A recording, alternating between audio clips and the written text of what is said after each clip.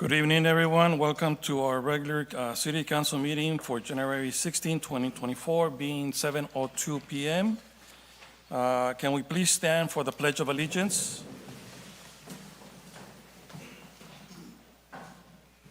Ready? Begin.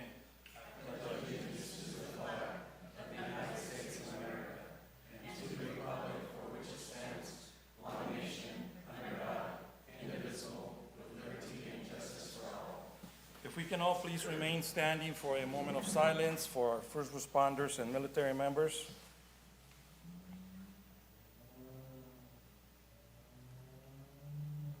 Thank you. May be seated.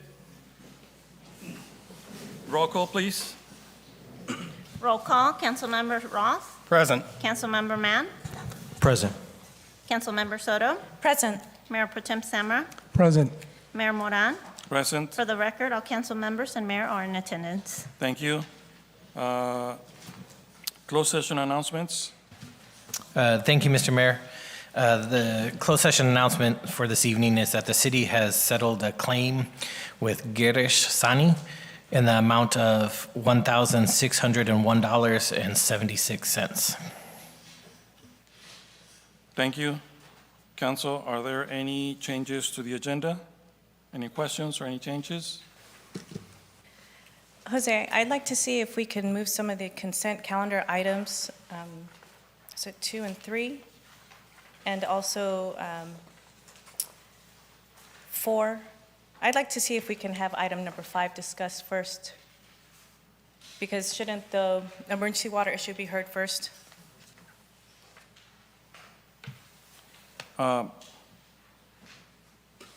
So going back to the consent agenda, 2 and 3, do you have questions or you want to talk about them separately? I would like to discuss, there is a question that I do also have on number 1, but when we get to the consent agenda. But I'd like to see that if we could discuss the item number 5 prior, because that we can hear that these items after the emergency water issue. Because there's no point in us approving some projects through the consent agenda, voting on them, without hearing about them first and understanding that we have an emergency ordinance on our agenda concerning the first unforeseeable water shortage. Because these items do involve our city's capacity for water and projects moving forward in order to rectify some of the issues. Mr. Lopez, do you have any input in regards to if it will make any difference? Or? Whatever the council desires, we're good with, Mayor. So what you're suggesting is to pull items 2 and 3 out of consent to be discussed separately before? Discussed separately and after item number 5. Okay. All right. Item number 5 to be discussed first. Okay. So, okay. Council, is there any objection? So we can go ahead and pull, first, let's go ahead and pull item 2 and 3 out of consent. And then we can talk about the order in which to be discussed. Would that be okay? The order to be discussed, number 5, consent, and then item 4.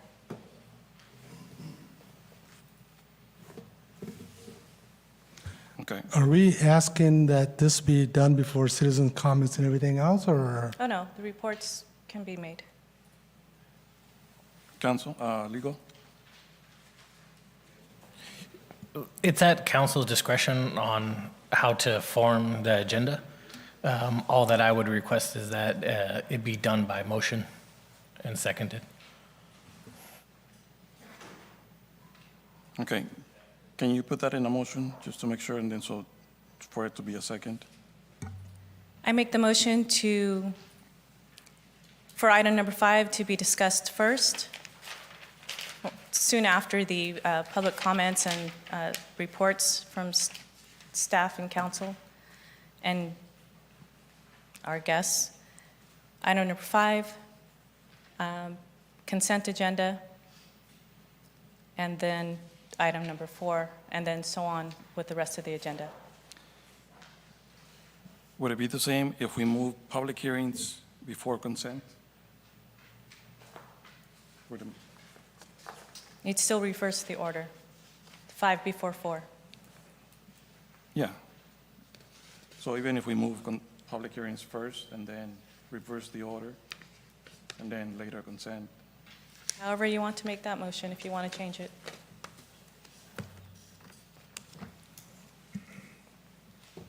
I just want to make sure that I'm not confused on the, May I ask the reason for it? I mean, it's going to get discussed anyway. Maybe some people are coming up and thinking that this is going to be 30 minutes from now because they're going to go to sin. Maybe they're not here for that. We don't know.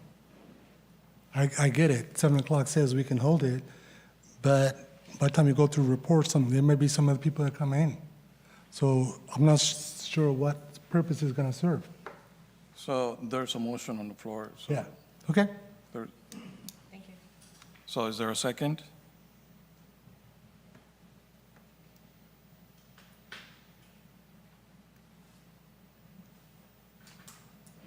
Okay, for a lack of second, the motion does not move Motion forward. died for lack of a second. Yes.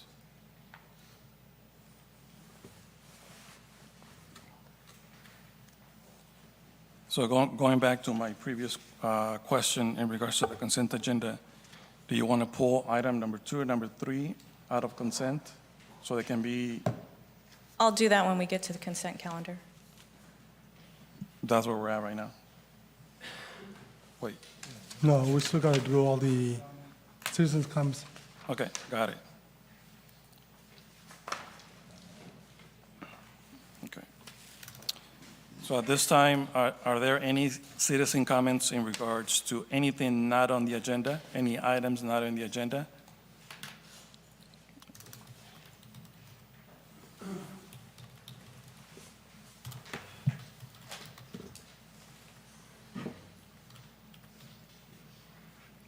Good evening. My name is Mario Mendoza. I got three things that I want to ask. I know we have internet providers right here in Livingston, but I think it's only one. When will there be another internet provider allowed into the city of Livingston? Because this internet we have in Livingston it's not functioning too well lately. And it hasn't been for a while. Secondly, Camila Valley. Secondly, right across the Catholic Church on those apartments, there continue to be a lot of cranes being killed or shot down from the trees. Like right now, there's like 6, 7 of them already. And last weekend, there was like, man, I don't know how many dozens of them. And thirdly, I wanted to see when are they going to fix the signs and the speed limit on Walnut in front of the church? One says 25, the other one says 35. The yellow line is not right. On Sundays during mass sessions, there's there could there's accidents that could happen. And the last one I want to say, I don't know if you guys are gonna item number 6. Are you guys gonna talk about it right now, or do we wait until later on to talk about it? Anything on the agenda has to be discussed a little bit later. Okay. Well, these 3 items are the ones see what we can do for. I don't know if there's, are we going to be allowed to have another internet in the city of Livingston, or you guys have any other internet providers reached out to you, phone companies that to come into the city of Livingston, or is there a reason why we cannot have any other services besides the ones we have right now? Thank you. Okay. So someone from staff will reach out back at you to give you some answers. Is there any other citizen comments in the chamber to any items not on the agenda, please? Good afternoon, or good evening. My name is Julian Villafaña. I'm a field representative for the Office of Assemblywoman Esmeralda Soria. On behalf of the Assemblywoman and my colleagues, we want to wish the council a happy new year, and we look forward to working together this year on behalf of all our shared constituents. Last year, our team had a successful year with the Assemblywoman securing millions of dollars for the district, getting 6 bills signed into law, holding over 500 meetings, and attending over 100 events across the district, 14 cities, and 3 counties. This year, the state is facing a budget deficit, but Assemblywoman Soria is ready to fight any budget cuts that will hurt our district and the Central Valley. She will fight her hardest to make sure the Valley gets its fair share of resources. Also, Assemblywoman will serve as Ag Committee Chair this year to make sure our Valley Ag priorities are at the table in Sacramento. Here at home, myself and our district staff are always available Monday through Friday, 9 a.m. to 5 p.m. at our Merced office and Fresno office to assist with constituent casework, EDD, DMV, state taxes and licensing, and much more. Also, we are happy to provide letters of support with the city or the county are applying for state and federal grants, and we were always happy to help recognize outstanding local leaders and businesses. Thank you, and we look forward to working with you guys. Thank you. Are there any other additional citizen comments on items not on the agenda? Is there anyone on the phone? Sí, me. Yes, go ahead on the phone, please. Can you please state your name? Is this a Mi nombre es Camila Valli y el motivo de mi llamado es porque soy una ciudadana que está muy preocupada por la corrupción que tiene la ciudad. Creo que ya hay años que se está investigando este asunto y no se está haciendo nada. Están contratando a personas que no están preparadas, están haciendo reuniones donde no están dando minutas y creo que es algo que se debe poner en la agenda otra vez. Es muy importante que las personas de Livingston sepan lo que está pasando y que eso también pues se diga en español.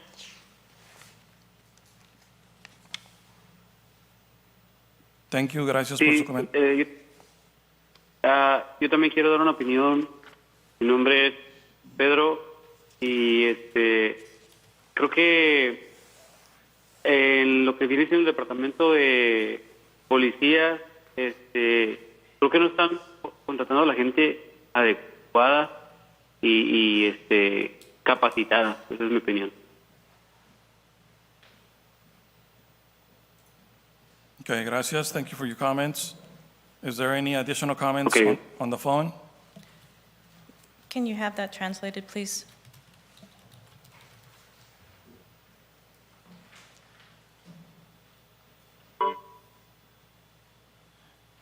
Well, I can try and translate what I kind of remember. The first speaker talked about some concerns about corruption in the city of Livingston, and she did mention staff being hired that were not qualified. I believe that's what she said. And more consideration should be made with hiring more qualified people. And the second person,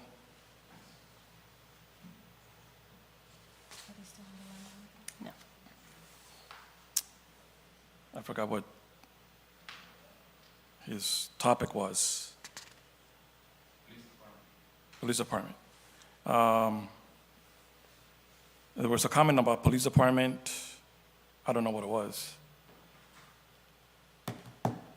So what I'm going to ask is for them to reach out to me, and then so I can translate and share those concerns if they need help with translating. Si alguien más tiene alguna sugerencia, se puede comunicar con la ciudad o conmigo para poder traducir y tratar de aclarar el tema. Gracias. Is there any other citizen comments on the phone? Hearing none, coming back to the chamber. Is there any other citizen comments in the chamber? Okay, hearing none, moving forward. Announcements and reports. City staff, announcements and reports. Ms. Jackie Benoit, Recreation Superintendent. Recreation Department update.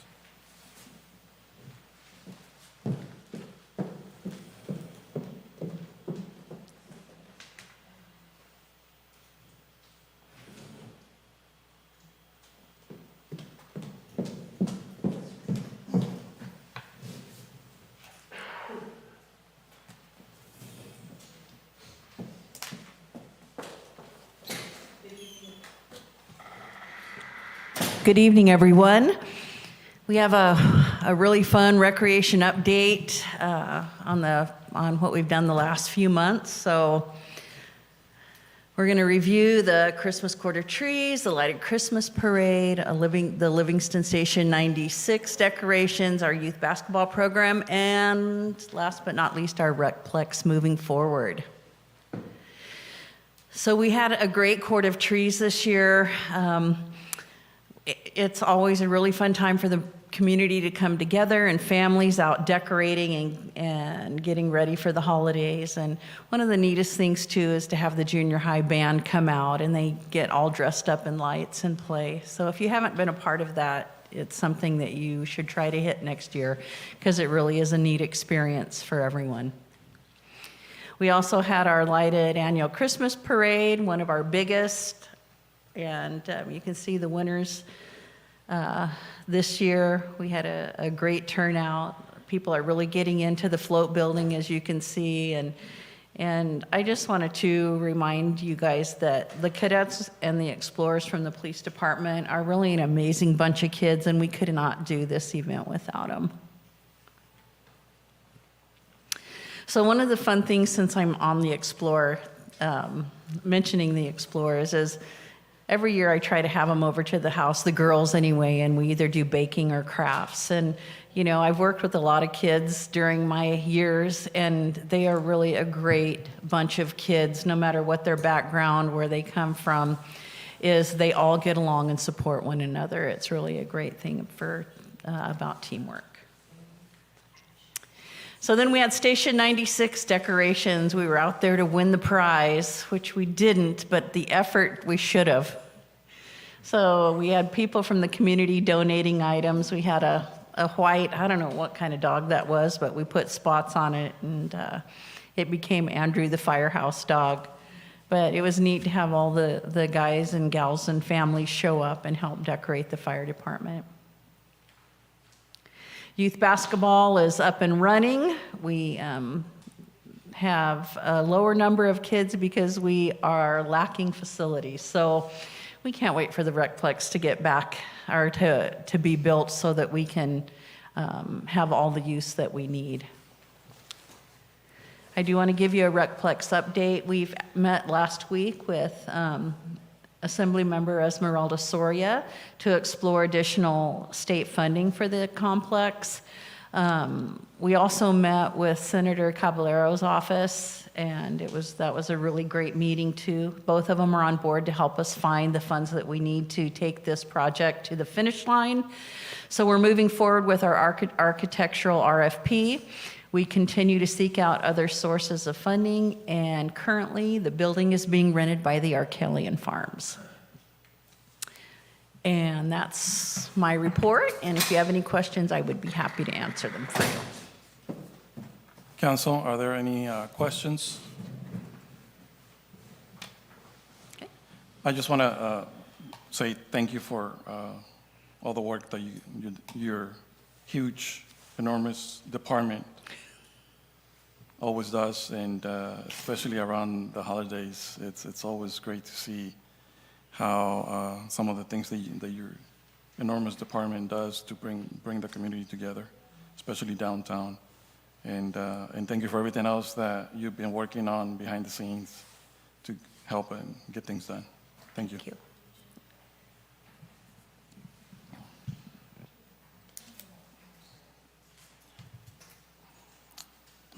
Next, we have city manager announcements and reports. Thank you, Mayor. And Jackie, I saw that presentation when you sent it over, and I think I said I just loved it, I think is what I said. So thank you, Jackie. Just one item, Mayor and Council. As you all know, we had a recruitment for Community Development Director, and we were able to find an outstanding candidate.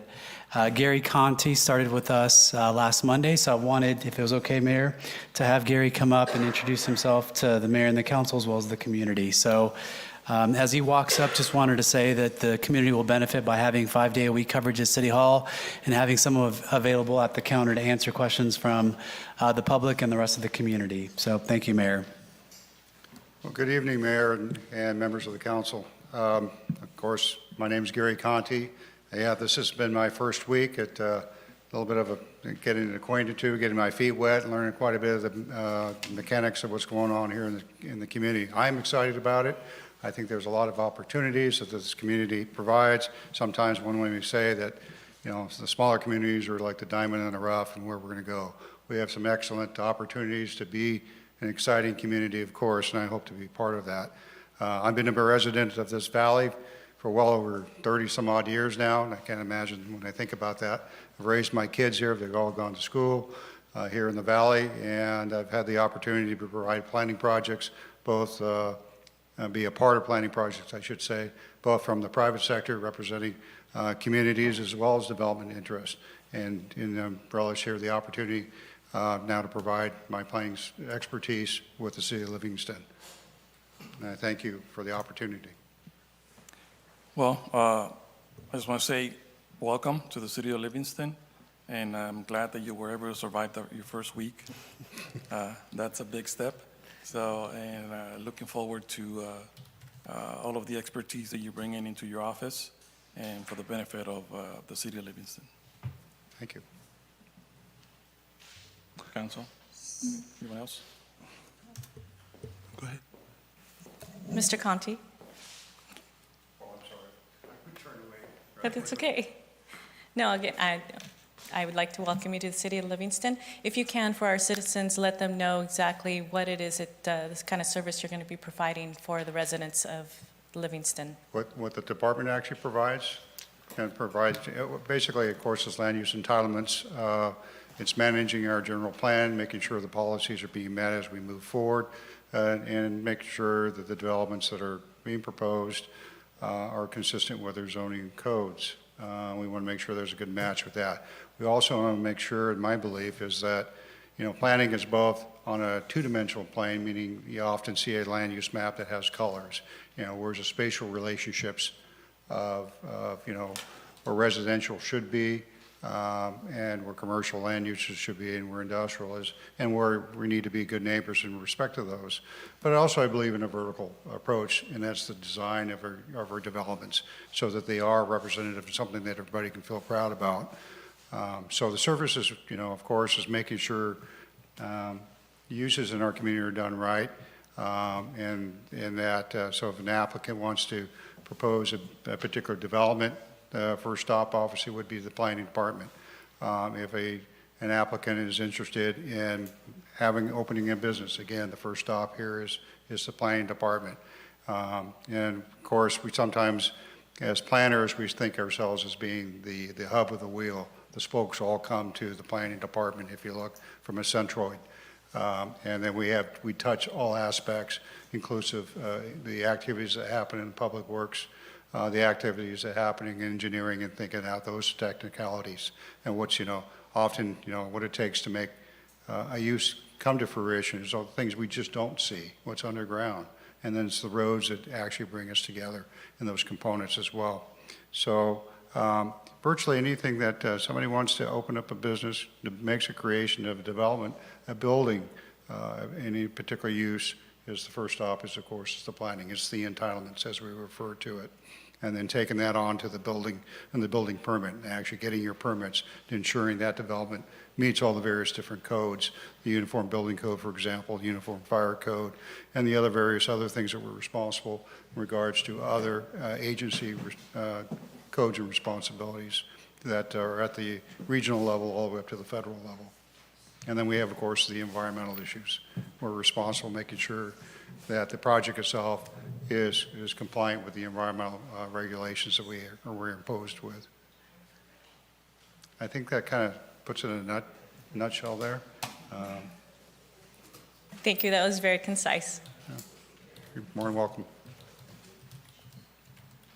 Yeah, Gary, I know we met last week, and it's good to see you up there, and I look forward to working with you. I'm glad that I got your last names fixed up.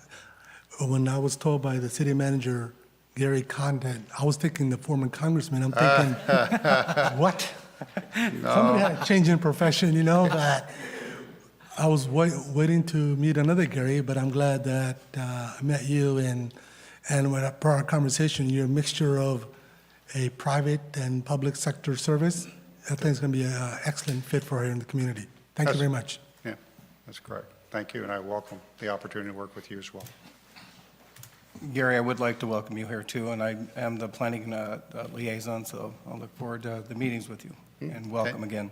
Fantastic, and I assure you, my door is always open. If you folks ever have a question pertinent about land uses, please give me a call, stop on by. I'm happy to explain the mechanics of planning. Thank you as well, and welcome. Look forward to working with you. Thank you, sir. Thank you. All right. Thank you, sir. All right.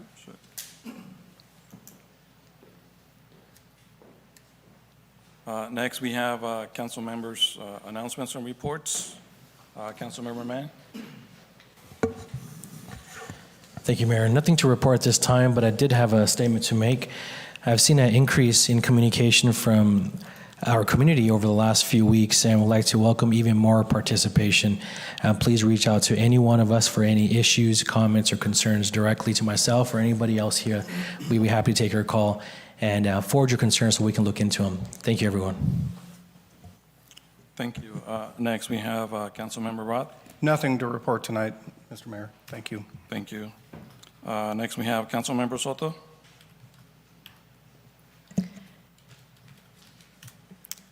In the past weeks, I've been to a few meetings. I've drawn a blank on some of them.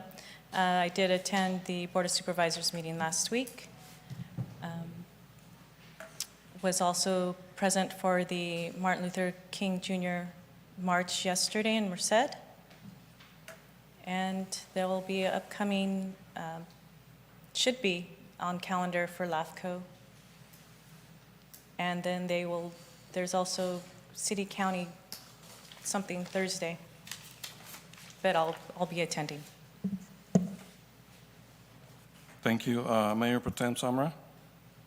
For me, I had our first meeting of the year for our mosquito abatement. Nothing extraordinary. It is a slow time of the year for the mosquitoes. If there are any mosquitoes out there, there's some tough ones, and I don't think, if the frost hasn't killed them, I don't think nothing will at this point right now. So good with that. And then also, I know we didn't get a chance, but at our Christmas tree lighting, my granddaughter got to attend our first tree lighting here, and kids don't quite understand.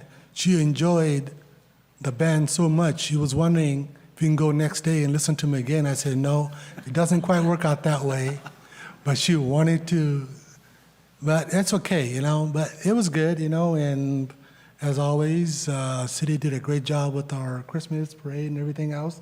It was excellent.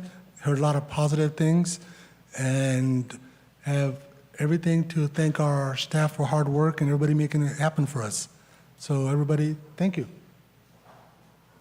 Thank you, Mayor Pro Tem. Sorry, if I may. Yes. In addition to that, I also attended a municipal advisory committee meeting in Planada, of which there was a report made out, and some citizens were concerned. I know the storms were coming. They just, it's been a year since that terrible flood came through Planada, and there were some really valid questions and concerns in regards coming from the residents of Planada.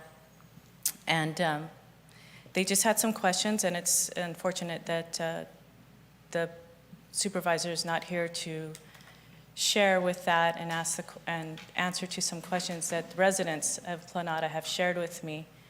So they're really concerned as to why there wasn't an evacuation notice. How come there wasn't, again, we have a little bit of difficulty with translation here as well, but with a majority of our citizens speaking a different language, we should have translation available so that our citizens are well informed of especially emergency procedures. So there were some questions posed to me in regards to some of the actions, or non-actions, that were not taken on behalf of the Rodrigo Espinoza. So I'm just saying that because I was there present at the Planada MAC meeting.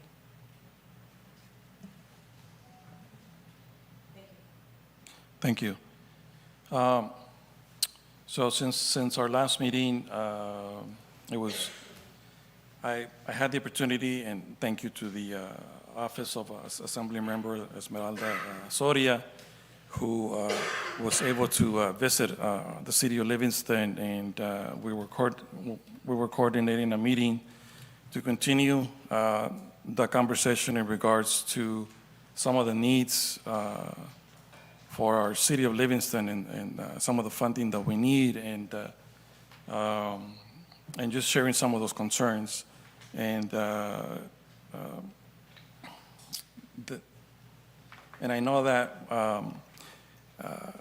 she was going to have her office continue working on some items to be able to help us get more information as to opportunities for grants to continue working in regards to improving our infrastructure. Then also I had an opportunity to meet with Merced County DA. Among one of the things that we talked about was an opportunity to continue supporting the DA's office to get additional staff that will benefit the entire county, specifically with the Viper program. And I think it's also a good opportunity to be able to collaborate and create and continue working on some of those partnerships. And there will be more information coming to the council at a future meeting in regards to this program and how we can partner up with the DA's office, specifically with this one item. And then also, a few days ago, I also want to thank the staff from the office of Senator Caballero, and thanks to Jackie and the city manager's office for participating in helping us continue the work of looking for opportunities to continue helping, and we're just out there looking for resources to bring to the community to be able to fix some of our problems. And then on Monday, right? Yesterday, I had the opportunity to attend the MLK Junior March and event in the city of Merced, and it was great to see this event growing and seeing a lot more people attending and celebrating,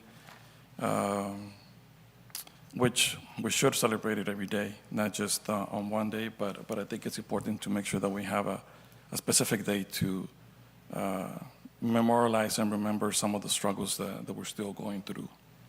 And that's it for me. Okay, so. If you can, Yes. if you can explain a little bit, elaborate on the Viper program so that some of us that may not know what it is have more information. Yes, definitely. I think maybe I'm going to ask for some help from the city managers to be more specific with the details of the Viper program. Thank you. Sure, Mayor. So the Viper program was initially started by the DA's office. I think it was funded primarily through a state bill. And the point of the Viper program is to use data and analytics to do violence interruption, if you will. And so going after acts of violence and then what could be done on the front side to prevent future acts of violence. That's the Viper program. It had an initial amount of seed funding for the program. They used non-sworn analysts to do a lot of the research and analyze the data. I know that the city of Livingston has utilized the Viper program for solving some of the crimes that have gone on in the city of Livingston. And so the request was to explore the opportunity for the city to provide funding for that program, because in the event that there wasn't a contribution from all the cities in the county, the program would essentially go away, and it's been a really good resource for the county. Thank you, Mr. Lopez. Okay, so next, coming back to the request from Ms. Soto, do you want us to do the public hearings section first before we do consent agenda? Or? I thought we voted not to. Okay. Yeah. Thank you. I'm just checking, making sure that you were paying attention. All right. Okay, so next we have the consent agenda items. We have items 1, 2, and 3. Is there a motion? Just, Well, I did, but I wanted them to discuss before number 5. But because the consent, they're here. I know I had a question in regards to item 1, real quick question.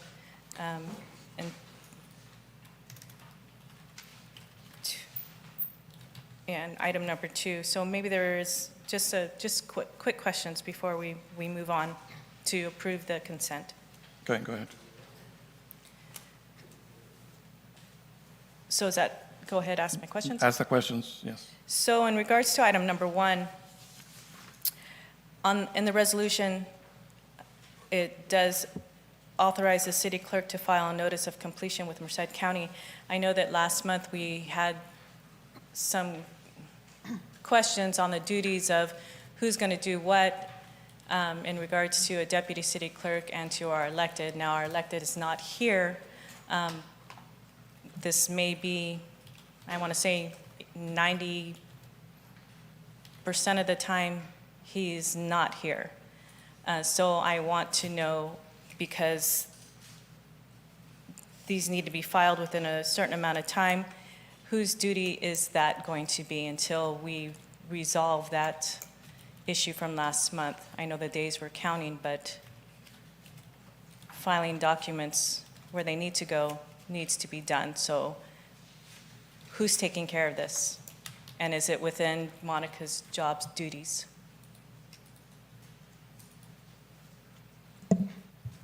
So, go ahead. Yes, the deputy city clerk will be handling this item in terms of filing the things that need to be filed. Thank you.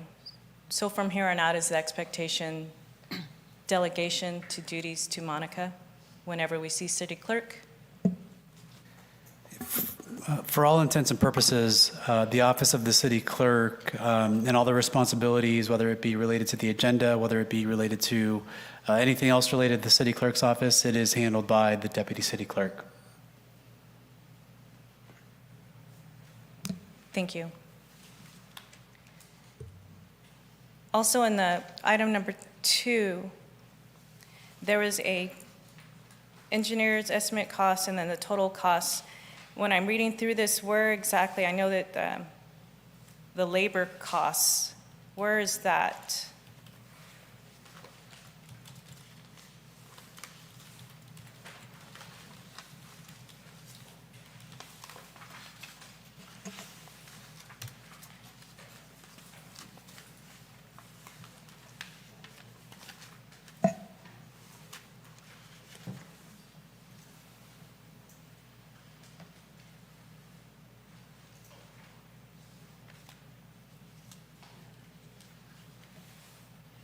Can you repeat the question again, please? So when I'm looking at page 15, it breaks down the bid for the items, but it doesn't exactly say how much it's going to cost. I mean, the total cost and what we're going to approve is $34,000, but I don't see where we're paying for labor. Mario, did you want to? Yep.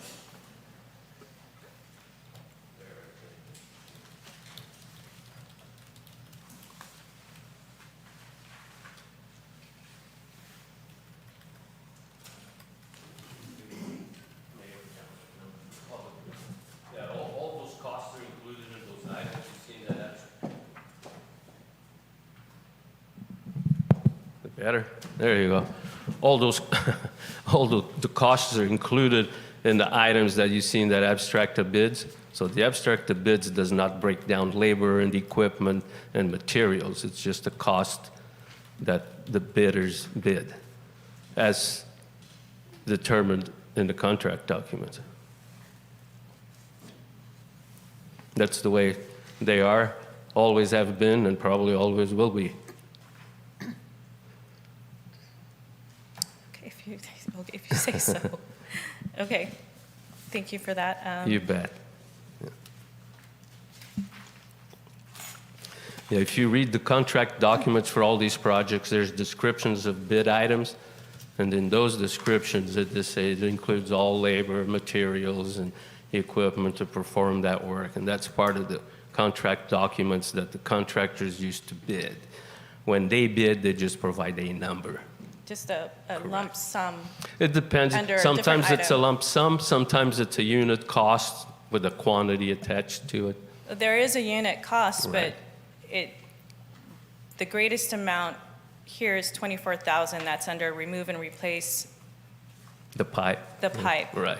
So Yeah. remove and replace is the labor cost. It does include the labor, includes the pipe, and includes the The equipment. equipment. Right. Okay. I just didn't want to not have that included and Oh, all of a no, sudden no, no, say it's- you owe us for, It's Doing the work. the work complete, so that's for completing the work. okay.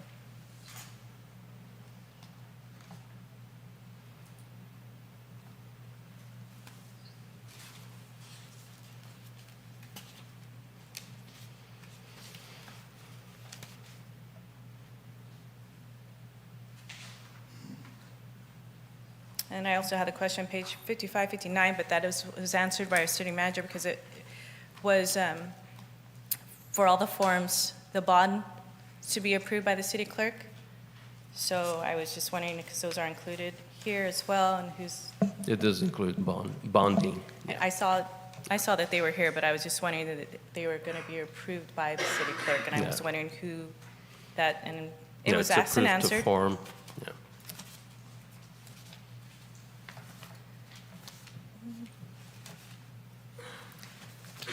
That might be it.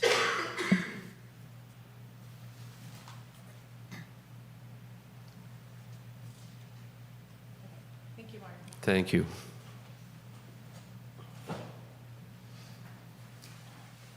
And so this one might be for Anthony. Anthony, item number 3.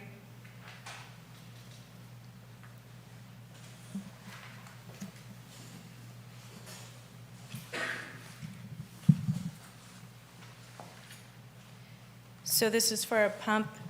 It does say that it's 18 years old. So what was on the old equipment, or the old pipe, the pumps, what is the life expectancy?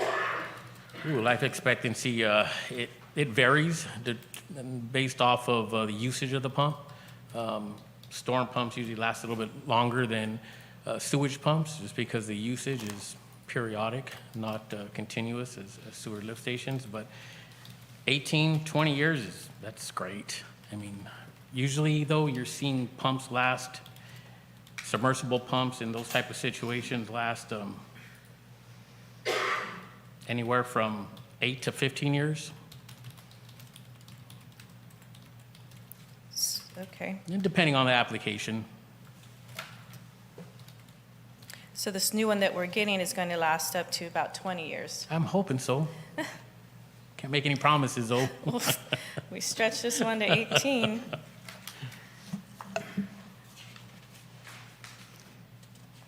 Okay.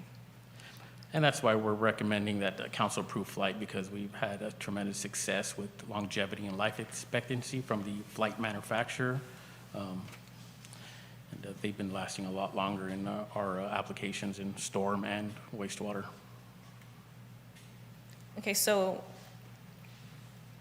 if this is approved for tonight, it's not going to be here until after April, correct? It's projected lead time is 3 months or so, give or 12 take. weeks. We do have a rental in there right now. I'm sorry? We do have a rental in there right now, Oh, that's correct. Okay, that was my next question. So the failures, okay, taken care of right now, yeah. thank you.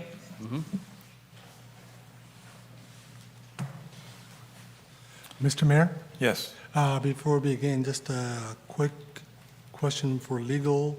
And on item number 3, Mr. Santos, I know it's just a repair, it's not an improvement. I'm within a distance of the park. Does that, because it's a repair, does it still pose a conflict of interest or not? Are you within 500 feet? Yes, sir. It's a repair, but I was gonna ask, I would probably err on the side of caution, and it could be seen as something that improves the value of your property. yeah, okay, that's fine. I just thought okay, so, Mr. Mayor, because of that, I would request that we can, if you council so wishes, 1 and 2 as consent, one item, and number 3 be voted separately, so I can abstain. So I'll go ahead and move item 3 out of consent, right? Out of consent, and then right now we can do consent, and then you can, Yeah. so, Just wanted to clarify. so are there any other questions in regards to consent with items only 1 and 2? Is there any motions? So move. So we have a motion on the floor by Mayor Pro Tem. Is there a second? I'll second. So we have a second by Councilmember Soto. Roll call, please. Roll call, Councilmember Roth? Yes. Wait, hold on. I got to do citizen comments. Only on number 1 and 2. 1 and 2. Yes. Is there any citizen comments on the phone in regards to consent agenda item 1 and 2? Coming back into the chamber, any citizen comments in regards to items 1 and 2? Hearing none, bring them back to the dais. Roll call, please. Roll call, Councilmember Roth? Yes. Councilmember Mann? Yes. Councilmember Soto? Yes. Mayor Pro Tem Samra? Yes. Mayor Moran? Yes. Motion passes by a vote of 5-0. I'm stepping out due to conflict of interest on item 3.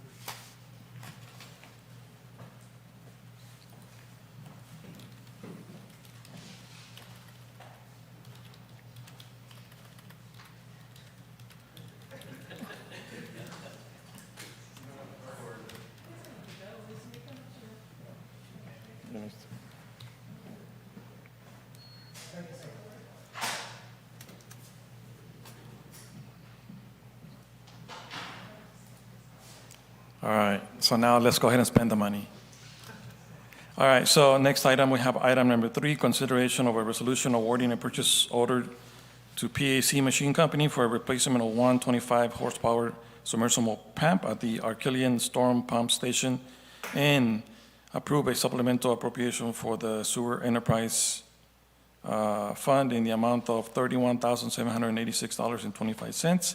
And 3, authorize the interim city manager to execute and issue the purchase order to PAC Machine Company in the amount not to exceed $31,786.25. Staff recommendation is to approve resolution. Council? Are there any questions? I'm going to go out for public comment in regards to item number 3. Public comment on the phone? Hearing none, any citizen comments in the chamber to item number 3? Seeing none, bringing it back to the dais. Council, is there a motion? I'd like to make a motion to approve item number 3. Thank you. We have a motion on the floor by Councilmember Roth. Is there a second? I'll second it. Thank you. So we have a second by Councilmember Mann. Roll call, please. Roll call, Councilmember Roth? Yes. Councilmember Mann? Yes. Councilmember Soto? Yes. Mayor Moran? Yes. Motion passes by a vote of 4 and 1 recusal. Thank you.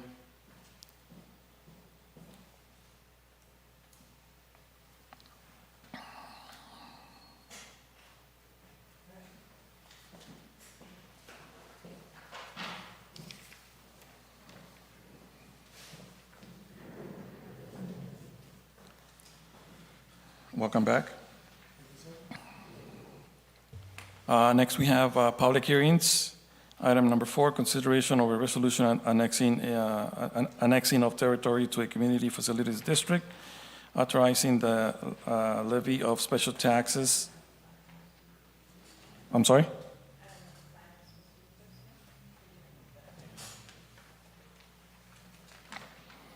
Taxes and submitting levy of tax to qualified electors, City of Livingston Community Facilities District Number 2017-1, Public Services, and annexation number 3, and resolution declaring results of a special annexation election, determining validity of prior proceedings, and directing recording of amended notice of special tax lien, City of Livingston Community Facilities District Number 2017-1, Public Services, and annexation number 3, open the public hearing, close the public hearing, and approve the resolution as presented. So at 7:52, I'm opening the public hearing.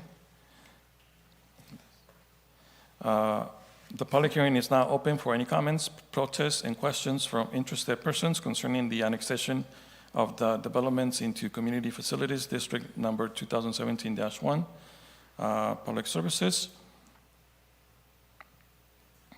Have any written protests been received by the property owners of the property to be annexed into the CFD? Written protests were not submitted by the property owners of the annexation property. Thank you. So the city council, all right. So then at this point, we go out for. If Susana Hernandez is on the phone, if she wants to present the item. Is there, okay, so at this time, I'm gonna go out for citizen comments. Is there any citizen comments on the phone in regards to item number 5? I'm sorry, item number 4?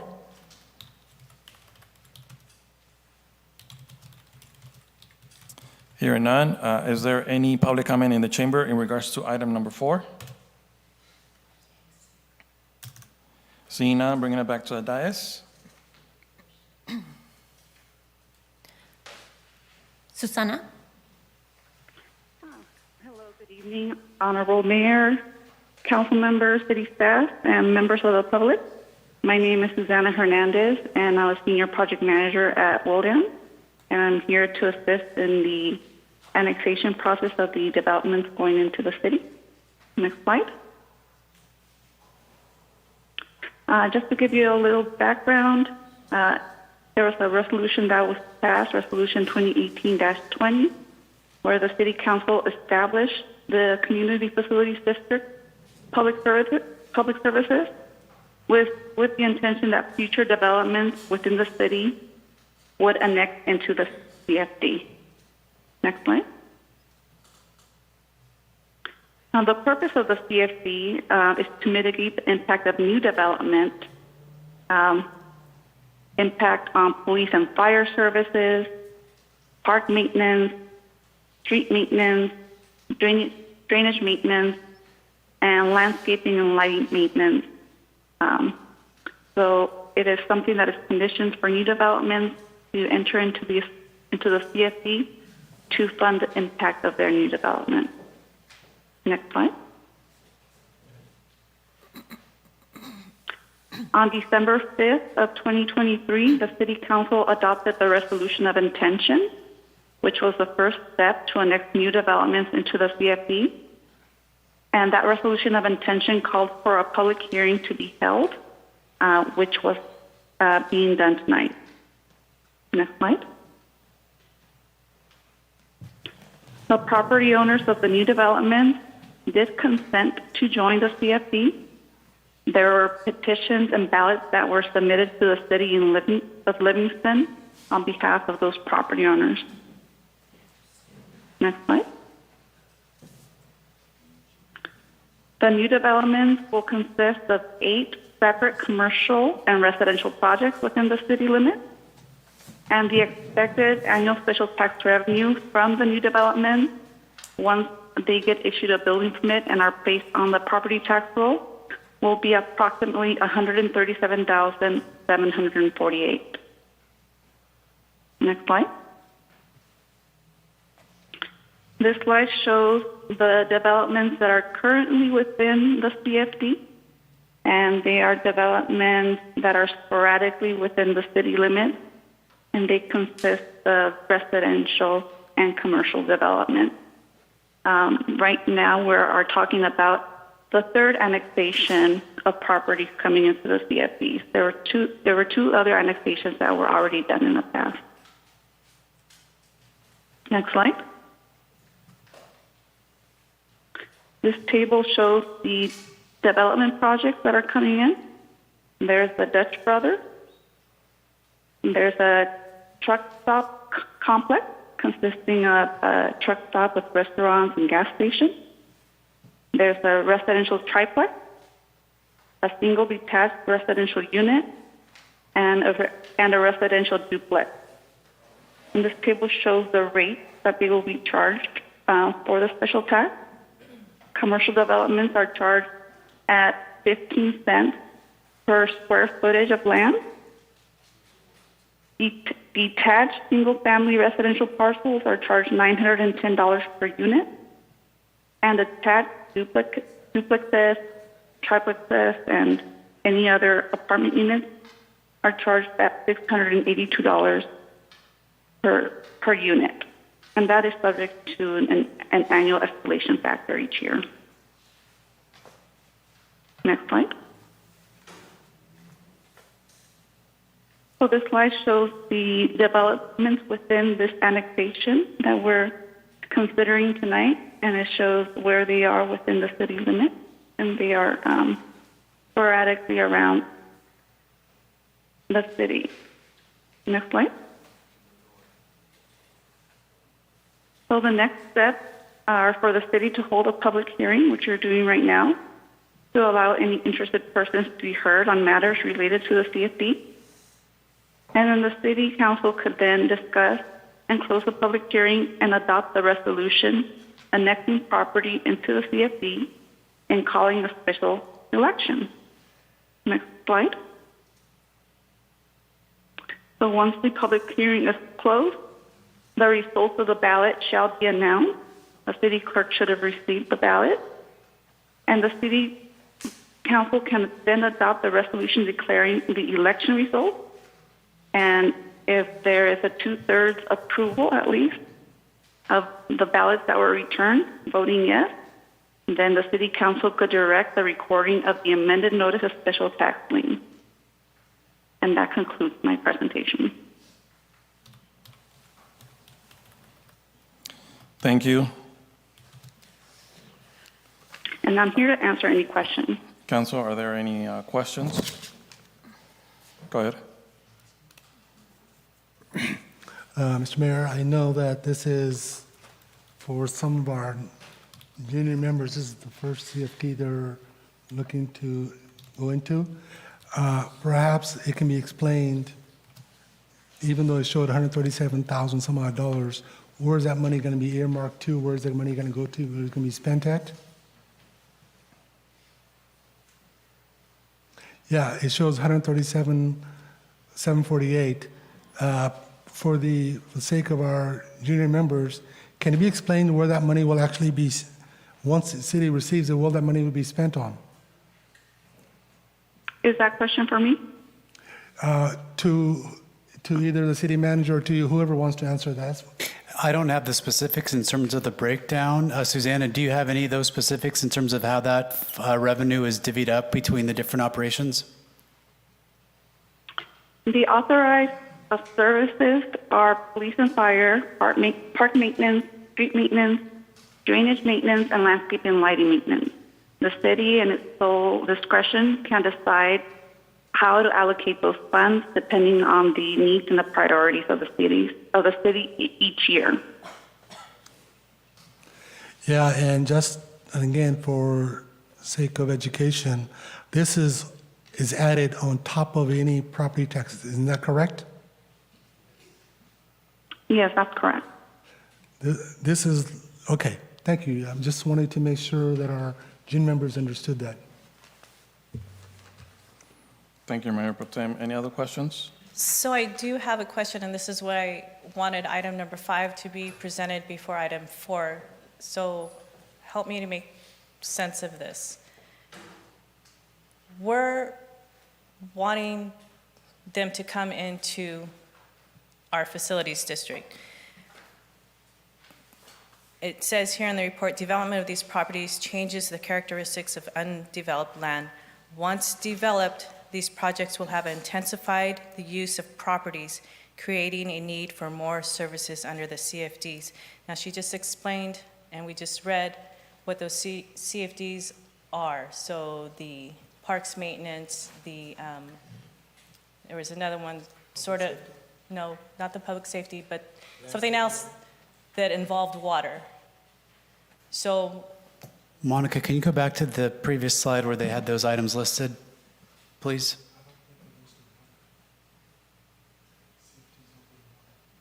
parks maintenance,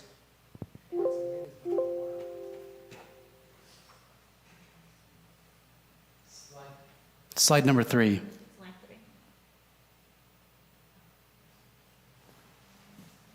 drainage maintenance.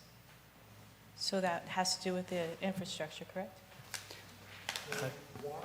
Landscaping. Water itself is an enterprise that has to be, it's entirely different from this. Correct. So this is just for the ancillary services, public safety, the additional impact for, let's say, recreation programming, parks facilities, those types of things. So this, bringing these into doesn't have that, the impact on the emergencies, on the item that is following this one. Correct. As Mayor Pro Tem mentioned, those rates for those specific, whether it's an enterprise fund, are handled separately and apart from this in particular, this community facilities district item. So underneath the other side that was there that had the dollar amounts, Monica?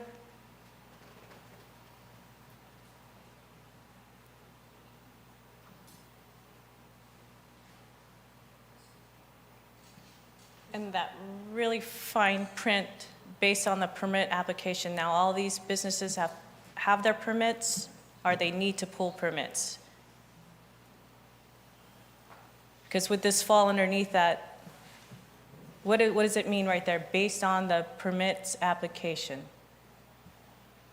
Susanna, maybe you can walk everyone through in terms of what happens after this annexation occurs into the CFD. What process would an applicant need to go through in order to continue moving forward for their project? Are you able to comment on that, Susanna? I see what's being questioned based on the permit application. This truck stop complex is actually more than 18.9 acres, but based on the documentation that was approved for this development, the development is only going to consist of 18.9 acres of the over 40 something. So we didn't, it actually was over 35 acres.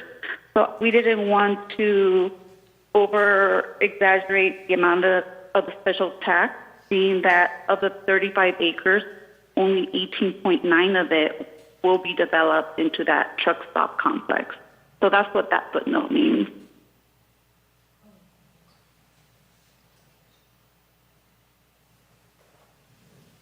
I just wanted to know the impact that if we are talking about water, all these new development projects are going to be needing water, correct?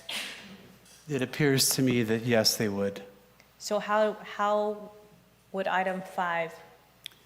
So I think logistically, it may be a question for community development in the sense that the question is, once this property is annexed into the CFD, do these individuals need to go through the regular permit process in order to be issued a permit from the city of Livingston? I think that's your question. Is that correct, council member? Correct. Yeah, if you can come up, please. So what's the process that they would need to go through after the adoption, or after the annexation of the CFD? After the annexation to the CFD, per the methodology of how the special tax is calculated, if they get issued a building permit, they would be subject to the special tax in the next coming year. But as far as any permits, any other permits on the city side for any other items, that's handled, at the city side. The building permits that are relevant for the CFD are for the actual construction of a building. And that would just trigger the special tax to start on onto the property tax bill. For the record, Gary Conti, Community Development Director. The process typically is, there's two components you look at from development. One is the actual, there's an entitlement effort, and then there's the building permit stage. And what we're talking about at this point, this was a series of conditions as part of the entitlement stage in order to continue to move forward with the project. None of these items that you see before you have been received or have received a building permit. And that is one of the questions you may have to ask yourself when you look at item number 5 this evening. So there are conditions that were made at the entitlement level, one of which was to be annexed into the CFD. Okay, so this is what, such as the Dutch Brothers Coffee, the truck stop complex, and those other residential projects are trying to accomplish, is fulfilling those conditions of that entitlement that they were seeking. And so what remains, in addition to entering into this CFD district, or CFD, excuse me, is to receive their actual building permit. They have not yet received their building permit at this point in time. Okay, so that will be a marker that you would be addressing as your item number 5 tonight underneath the public hearing. Thank you. So to clarify, approving the annexation is just the one step. And so we do that, and then moving on to number 5, that they would also fall under, if approved, item number 5, then they would fall under. They would not proceed at this time then. Okay. Thank you. Council, are there any other questions? Seeing none, is there a motion in regards? Okay. So the City Council of the City of Livingston, wait.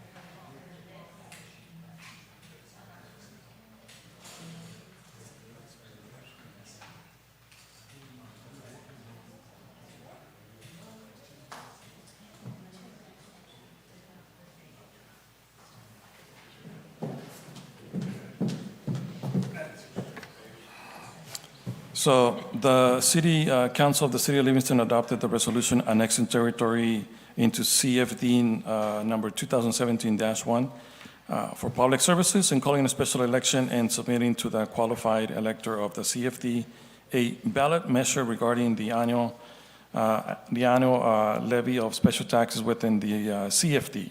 The results of the election authorizing the levy of special taxes within the CFD for the annexation territory shall now be declared. 3 ballots were received and 3 votes cast in favor of the ballot measure and 0 votes cast in opposition to the ballot measure. The resolution declaring election results and directing the recording of a notice of special tax lien should be adopted.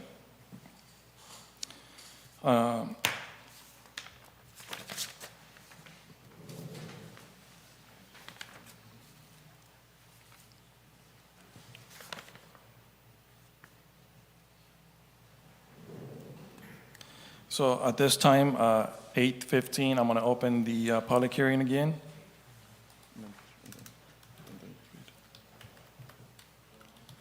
To adopt annexing of territory to a community facilities district, authorizing the levy of a special tax and submitting levy of tax to qualified electors. City of Livingston Community Facilities District number 2017-1 for public services, annexation number 3, and adopt resolution of the City Council of the City of Livingston declaring results of a special annexation election, determining validity of prior proceedings, and directing recording of amended notice of special tax lien, City of Livingston Community Facilities District number 2017-1, Public Services, annexation number 3.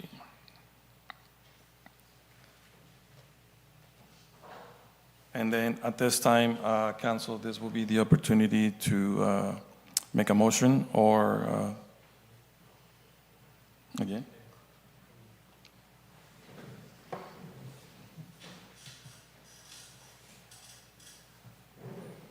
Okay. All right. Is there any public comment on the phone in regards to this item? Anyone on the phone? Hearing none. Coming back to the chambers again, is there any comments in regards to this item? Seeing none, coming back to the dais.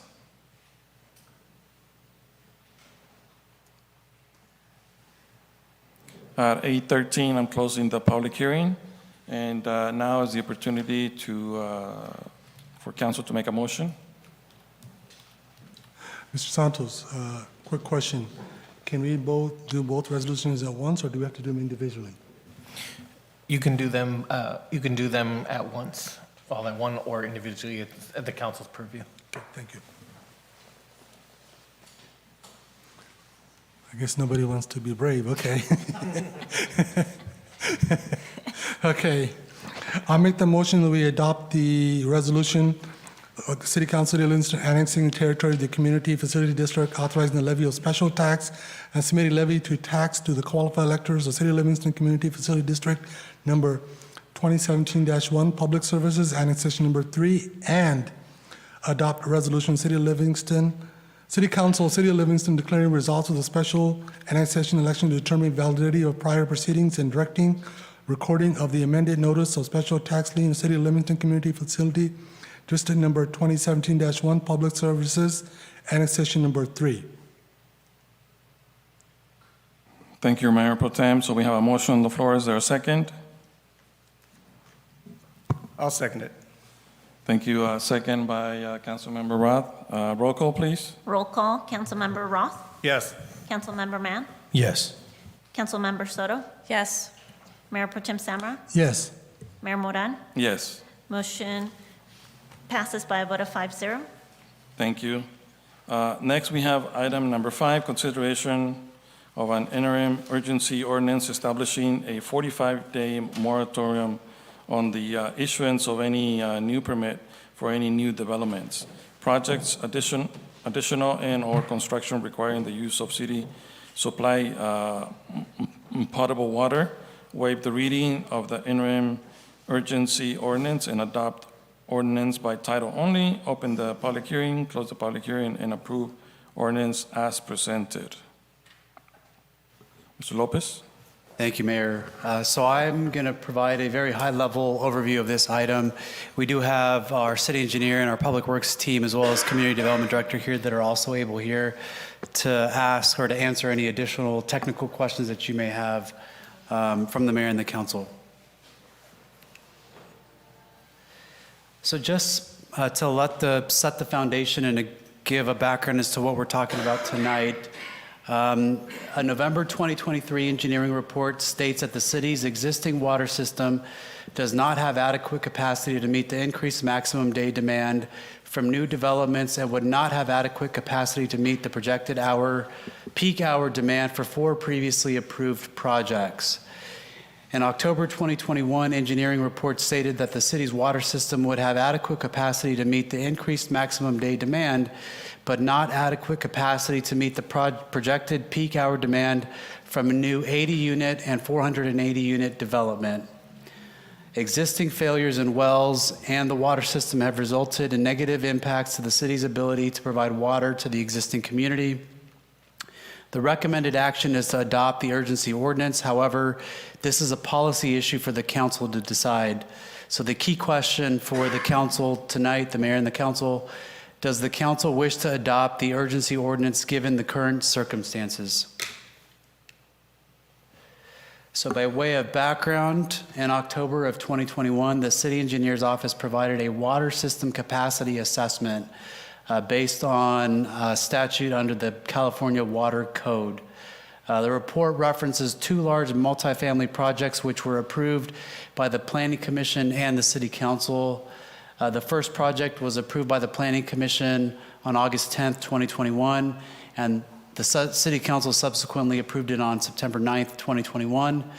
The second project was approved by the Planning Commission on June 29th, 2021, and the City Council on September 21st, 2021. Within the 2021 report, I've taken just a snapshot from that report. The projected MDD and PhD would be 7,467 gallons per minute and 11,202 gallons per minute, respectively. Based on these calculations, the city's water system would have adequate capacity to meet the increased MDD from the new multifamily development, but would not have adequate capacity to meet the projected PhD based on the firm capacity. So this information from 2021 is critical in the sense that in this report, the engineer projected that there would not be adequate capacity to meet the PhD based on the firm capacity back in 2021. At the end of 2023, the city manager's office authorized an update to the water system capacity assessment. The report was provided in draft form on November 17th, 2023. There were some outstanding technical questions that we had posed back to the engineering team. The report references previously approved projects that will have a significant impact on water demand. The first project approved back in August of 2021, and the council on September 9th, 2021. The second project on June 29th, 2021, and the City Council on September 21st, 2021. Third project approved by the Planning Commission on August 13th in 2019, and the City Council on September 17th, 2019. And then the fourth project approved by the Planning Commission on August 9th, 2022, and the City Council on September 6th, 2022. So based on the report that was provided at the end of 2023, the projected MDD and PhD would be 7,455 gallons per minute and 11,189 gallons per minute, respectively. Based on these calculations, the city's water system would not have adequate capacity to meet the increased MDD from the new developments and would not have adequate capacity to meet the projected PhD based on the firm capacity. So you'll note in this instance, the PhD and the MDD are both not adequate to accommodate the 4 projects that are listed above.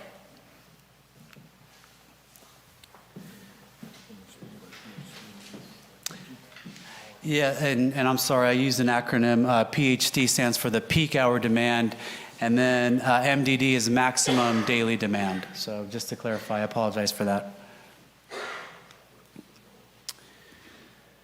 So when we talk about the water system, generally speaking, some of the things that are very considerable and very important for the water system include an accurate and up-to-date assessment, as well as an inventory of the current assets and what we have. So when certain parts were replaced, when were they put into service, and when we would expect those different parts of that system to be replaced, or at least plan for the replacement of those items. In addition to that, one of the things that we've been focusing in on is preventative maintenance. Obviously, the work on the front side helps alleviate and prevent things that might occur in the future. So a robust preventative maintenance plan is absolutely critical to making sure that your equipment continues to function as it's supposed to. When we talk about the life cycle or the planned replacement of different pieces of infrastructure, we obviously want to talk about planning those items so that we can appropriately fund and adequately provide the council with information related to what are the components of the system that need to be replaced so that the council can make some policy decisions based on the replacement of various components of the system. Again, we also want to talk about system reliability. What are the redundancies that are put in place to ensure that if you have one failure that occurs in one part of your system, you've got offsetting components of that that help produce redundancy in the system so that you're just not relying on, wells that are providing water to your community, because in the event that your wells go down, what are the other systems that you have in place to help essentially don't put all your eggs in one basket. Some of the themes that have been happening in the city of Livingston for as long as I've been here, a very reactionary response versus a proactive response. So really dealing with emergencies as they come up versus planning and being more mindful about the things that you need to replace in the future. Again, that goes to point 2 as well, planning for future replacements and future growth. So we know that the community is not completely built out.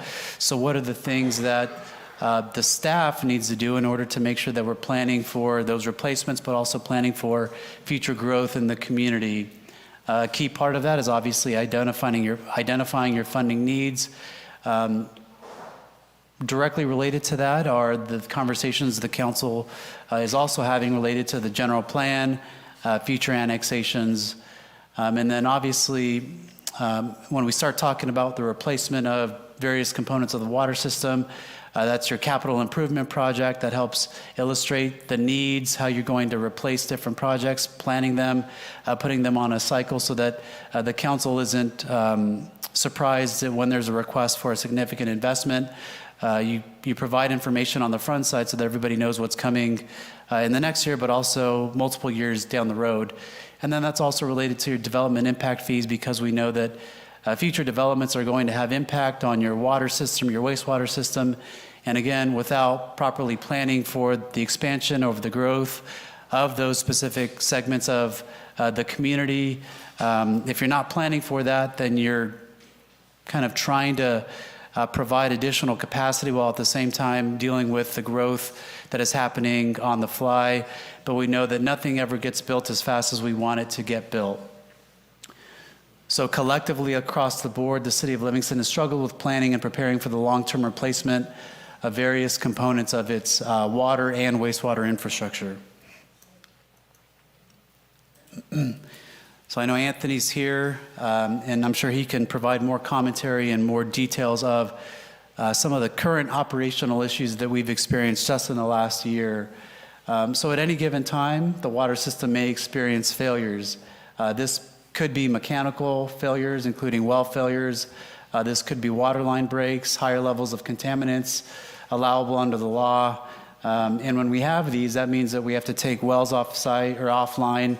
We have to momentarily pause, whether it's extraction from groundwater, resulting in wells that are offline, further reducing the amount of water that we can provide to the community. So redundancy into the system and additional sources of water help minimize the operational impacts to the system. So if you're not just relying on a couple wells, obviously, and you've got a whole host of wells that you can select from, a couple wells that go down may not have a significant impact in your operation. But when you're relying on every single well to provide water capacity to the community and one or two go down, you're talking about some significant impacts to the system. Failures that we've experienced over the last year include motor failures, bowl assembly failures, and column pipe failures, which again have occurred in the last year, and these result in taking various parts of the system offline. As it stands right now, even without the 4 developments that were mentioned in the 2023 assessment, the current system struggles to meet demand during peak times. And again, once you have a failure, an operational failure does place higher strains on the system. And a perfect storm example would be summertime, 110 degrees, and you have a failure in one of your wells. And that would be one of those instances where things that happen at the wrong time causing additional issues for the water system.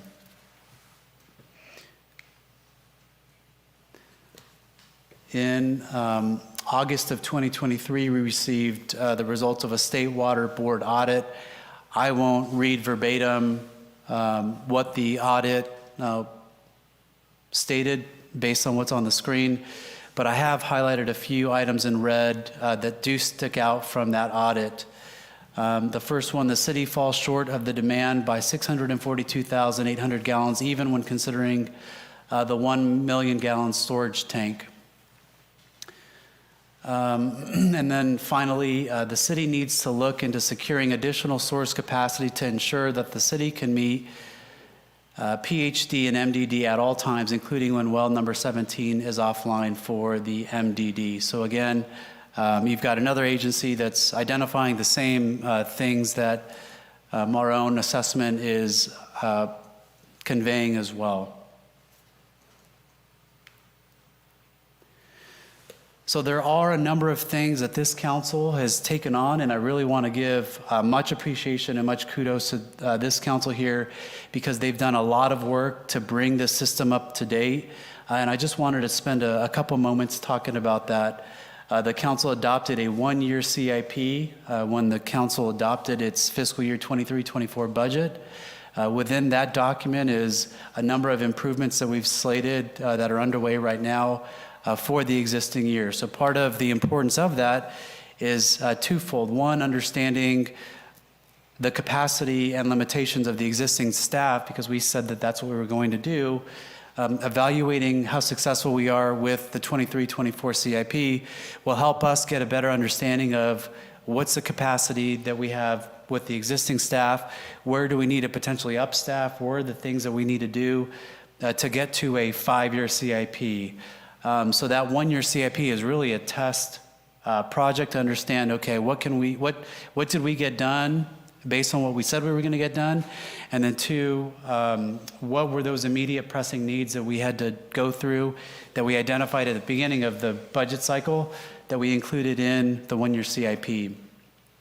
This council was the recipient of the $1 million grant from our senator that will go towards the replacement of or to fund a portion of the Arcalian centralized treatment facility. Well 8A is currently under construction. The Public Works team is currently doing the infrastructure assessment. They're pulling pumps, they're reviewing all of our infrastructure. They've been doing this for probably a couple months now with the goal of providing more information for the budget as to what the council should expect as recommendations from the staff as to what we're going to invest in for the upcoming year. And then finally, just tonight, the council did make some investments in updating and replacing some of its infrastructure. So we've replaced various pumps, we've replaced water lines, which the council approved tonight. So there's a number of investments that this council has taken on to prioritize the water system and other components of the infrastructure for the city of Livingston. And so the key themes that we take away from this, from the staff side, is this council has prioritized the capital improvement plan and knows the importance of a long-range plan. The council has approved numerous investments, including the replacement of water lines, new wells, and the necessary infrastructure for those components. And then finally, the council has lobbied state and federal representatives, including during the One Voice trip. And you'll see later on in another agenda item, we've got some priorities, potential priorities listed out for the council. And you'll see that, again, those are infrastructure-related priorities.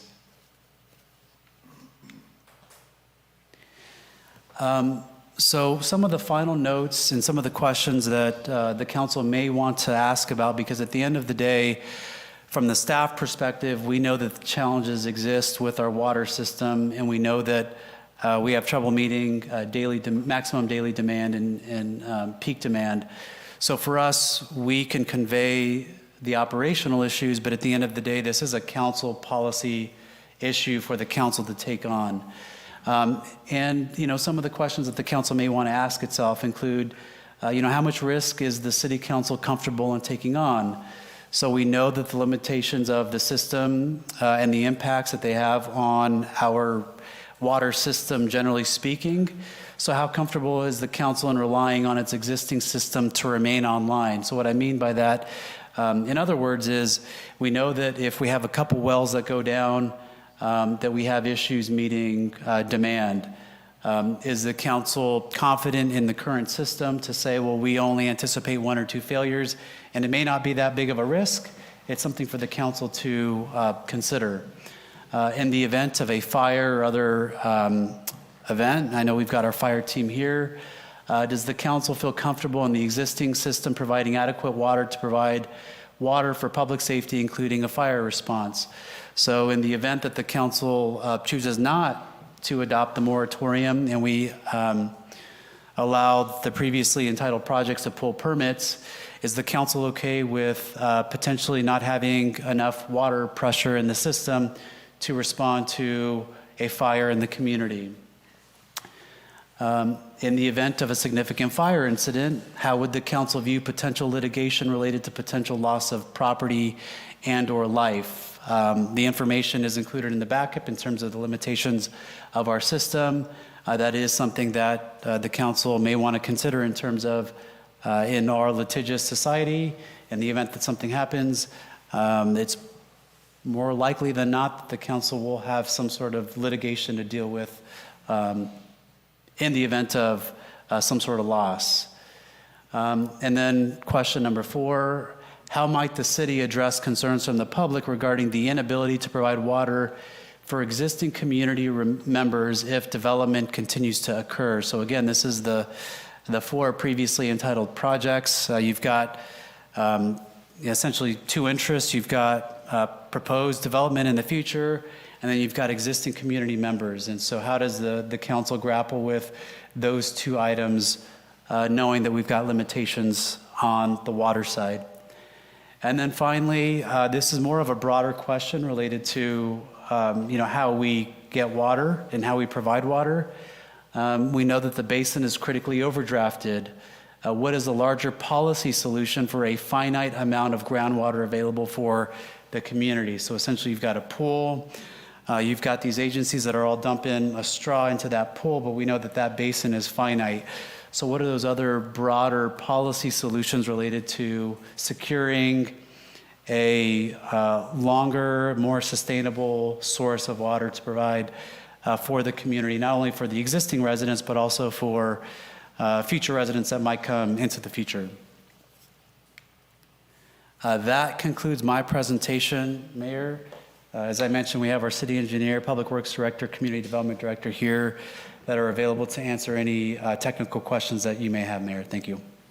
So at this time, I think it's a good opportunity to ask any questions. If anybody on the dais has any questions, or if at this time, if we have staff that wants to add anything to the conversation before I go out for public comment. I have a quick question. Yes. So who has been representing us on these boards, the Sustainable Groundwater Management Act? Who speaks on behalf of Livingston when we are here fighting for water with MID? Who's there? Who was there in the past? So I know that I believe it's public works staff is there from an operational standpoint. In terms of a formal member of a council that's on that, I'm off the top of my head, I don't know, but I'm sure I can pull it off the website and see who the representatives are. Paul, would you know?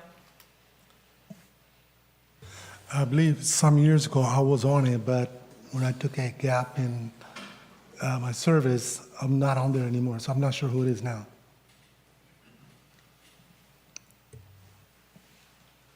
So over this time, Paul, I don't even know if they still exist. I know that through the deputy city clerk, they kept sending me emails even when I was not on it. And I don't even know if that board, they still exist anymore. Yeah, so I don't think there may be the staff side of it, but I don't know if there's an elected side of it anymore. so in terms of staff and being represented by our council, my concern, if you were receiving some emails, does this, I don't know if you opened and read them or if you were part of council.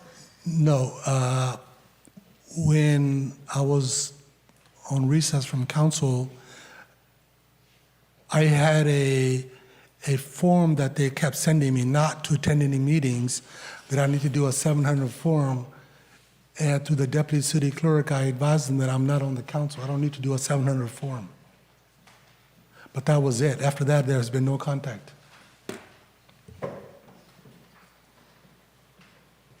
This is very concerning, why we weren't at the table as being part of this 9-member, part of the agency for the groundwater, the GSA,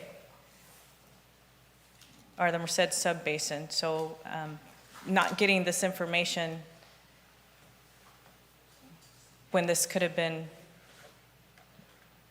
brought to us, or who was aware of it, because it does state here in your report that the lack of planning and preparation for infrastructure, we've experienced an increase of number of failures.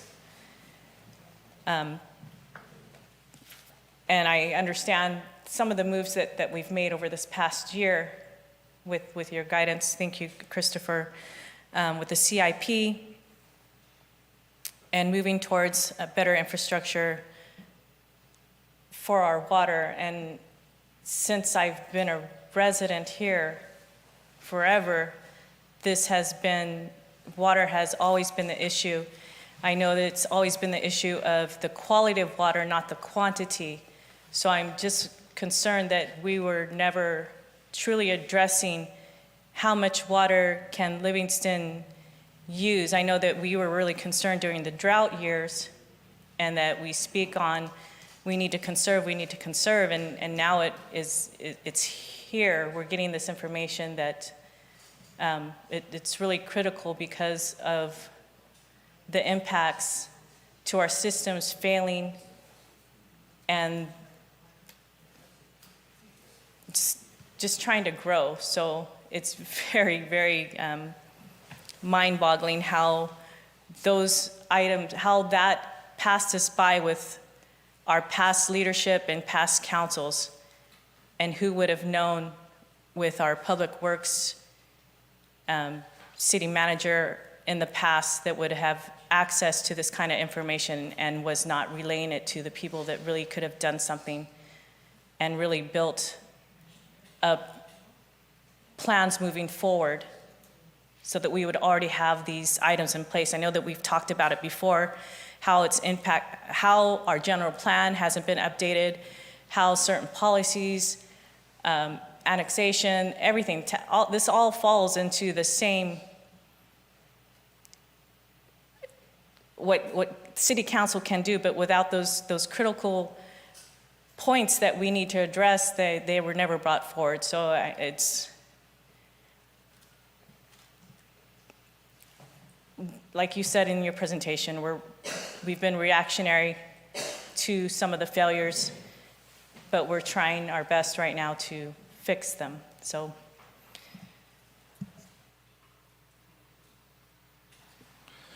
at this time, I will go out for public comment. Is there any public comment on the phone in regards to item number 5? Hearing none, coming back into the chamber, is there any public comment in regards to this item in the chamber?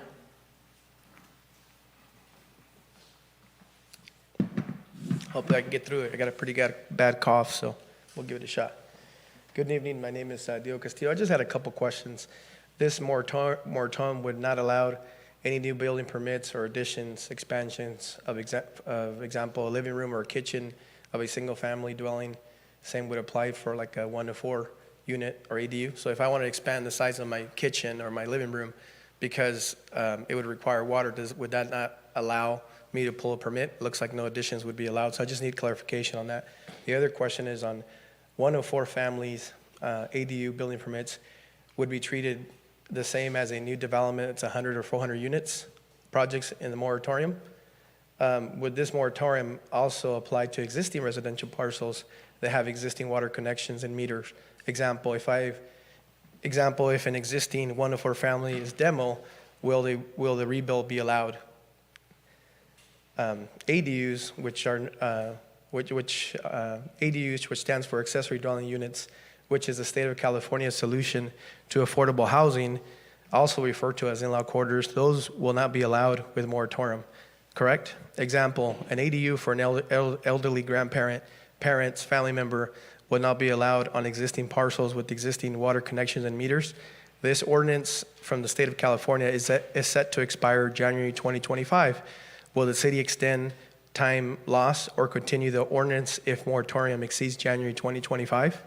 How will this impact building department, planning, and community development workload? Will these departments' revenue be affected? If so, how will salaries be offset if no new building permits or impact fees will be collected from new building or projects that require water? And these projects' fees are significantly higher than a re-roof permit or a solar permit that typically doesn't require plan approval, review, or community development. Like, I'm going to give you an example of a town in Merced County that I'm aware of, which is the only one that I'm aware of, that has stopped issuing water connections, but have issued building permits to parcels with existing water connection. This moratorium lasted approximately 8 years from when they stopped issuing new water connections to when they resume with new water connections, or from when they will resume with new water connections. During the time, house prices went from $250,000 to now closer to $400,000. This has effectively priced out the majority of the residents of that town. Livingston already has a lack of housing and rental supply. Restricting new supply will magnify the problem, especially if extended for a long period of time, as the other town used in this example. And the last question I have, what's the plan on day 46? So we do this moratorium for 45 days. On day 46, are we coming back with the plan? Hey, this is the timeline to get the water problems, solved in 6 months, a year? Is it 2 years? Is it 3 years out? My feedback is just the longer you prolong it, obviously will magnify the problem we already have with housing. Thank you. Thank you for those comments. Do you want us to address those questions at the end or later back up? I wrote a couple of them down, so maybe a little bit later, Mayor. Okay. So at this time, is there any additional comments, citizen comments in regards to this item? Yes. Please, thank you. Blaine Yagi, longtime landowner in Livingston. My family and I have property on Hammett and Campbell and Walnut. We're in escrow to build a Maverick and a car wash. By having this moratorium, we will essentially kill all our projects. Our projects will bring tax revenue to the city of Livingston to help pay for the problems that we have with water. By putting a moratorium in, you're guaranteeing no commercial development coming in. I urge the city council not to pass this moratorium. We need growth, we need tax revenue, and we need water. So I think by passing these, by not passing this, I think that bringing more tax revenue into the city will help fund water projects. Thank you. Thank you for that. Is there any additional citizen comments in regards to this item specifically in the chamber? Seeing none, we're closing the public comment at 8:45, bringing it back to the dais. I did already. Council, is there? Mr. Mayor? Yes, go ahead. First of all, a question for legal. Because it is an ordinance, I believe it requires 4/5. Because it's an urgency ordinance, it does require a 4/5 vote. Thank you very much. So unless 4 people vote yay, it cannot pass, okay? That's correct. Okay, thank you. And second, I'm not sure who I can ask these questions to, but I'm somewhat troubled that the nearest well we can get online will be 8A towards the end of the year. So who are we kidding ourselves if we're saying 45-day? You might as well quit lying to the people and say, this is not going to happen until we get more wells. Yeah, so let's not say that this is a urgency temporary. It's not. That's not what you're looking at. Okay? So let's not kid ourselves. And second, I believe a citizen said this also affects, if somebody could affect, somebody just wants to remodel their kitchen. It doesn't add water capacity. You know, and I saw some things in there and it says, you know, we could lose. Well, you know, think about ARCO. They've already paid all their fees. They've done all that. Now we're going to say, you know what? You spend millions of dollars. You paid all your fees to the city. And now we're going to say, no, you can't open. Is that what we want to tell our developers, our business people? No. We gave you our word that we'll give you water, but now we're going to just back out. This is a bunch of hogwash. I'm sorry. I don't see, you know, and some of these projects I can understand, like Moonglow, Villages, some of those larger units. I can understand that. Villages, I believe they were not able to get all their paperwork completed to where they can underground the canal. Even if MID says go ahead underground, they're not going to be able to underground this irrigation season because I think March, April, I'm not sure exactly when, there's water in the canals. They're not going to let them do it. So villages are stuck not being able to come to us for another year. They're done. By then, 8A's up online. And I doubt that if we have major water failures, that a Dutch Brothers, a barista pouring a cup of coffee is going to cause any more damage to our system. It's not going to happen. I'm sorry. A Dutch Brothers or somebody, I don't know, I estimate maybe 1,000 gallons a day, not an hour, not a minute, a day. I'm willing to bet that most of us will use more water on our lawns than that place will use in a day. It doesn't make sense to me to put moratorium on everything. We know that 8A is coming on. Let's get some figures and say how long. And this is the same council that did not want, and I don't know, and you know what? If you guys look at one of our closed sessions, the issues we were having regarding potable, non-potable water, we were gonna force somebody to do something, but yet, no, we cannot let ARCO open, even though they spent millions of dollars already. I don't understand what the city or staff's thinking is in this. It just makes no freaking sense to me.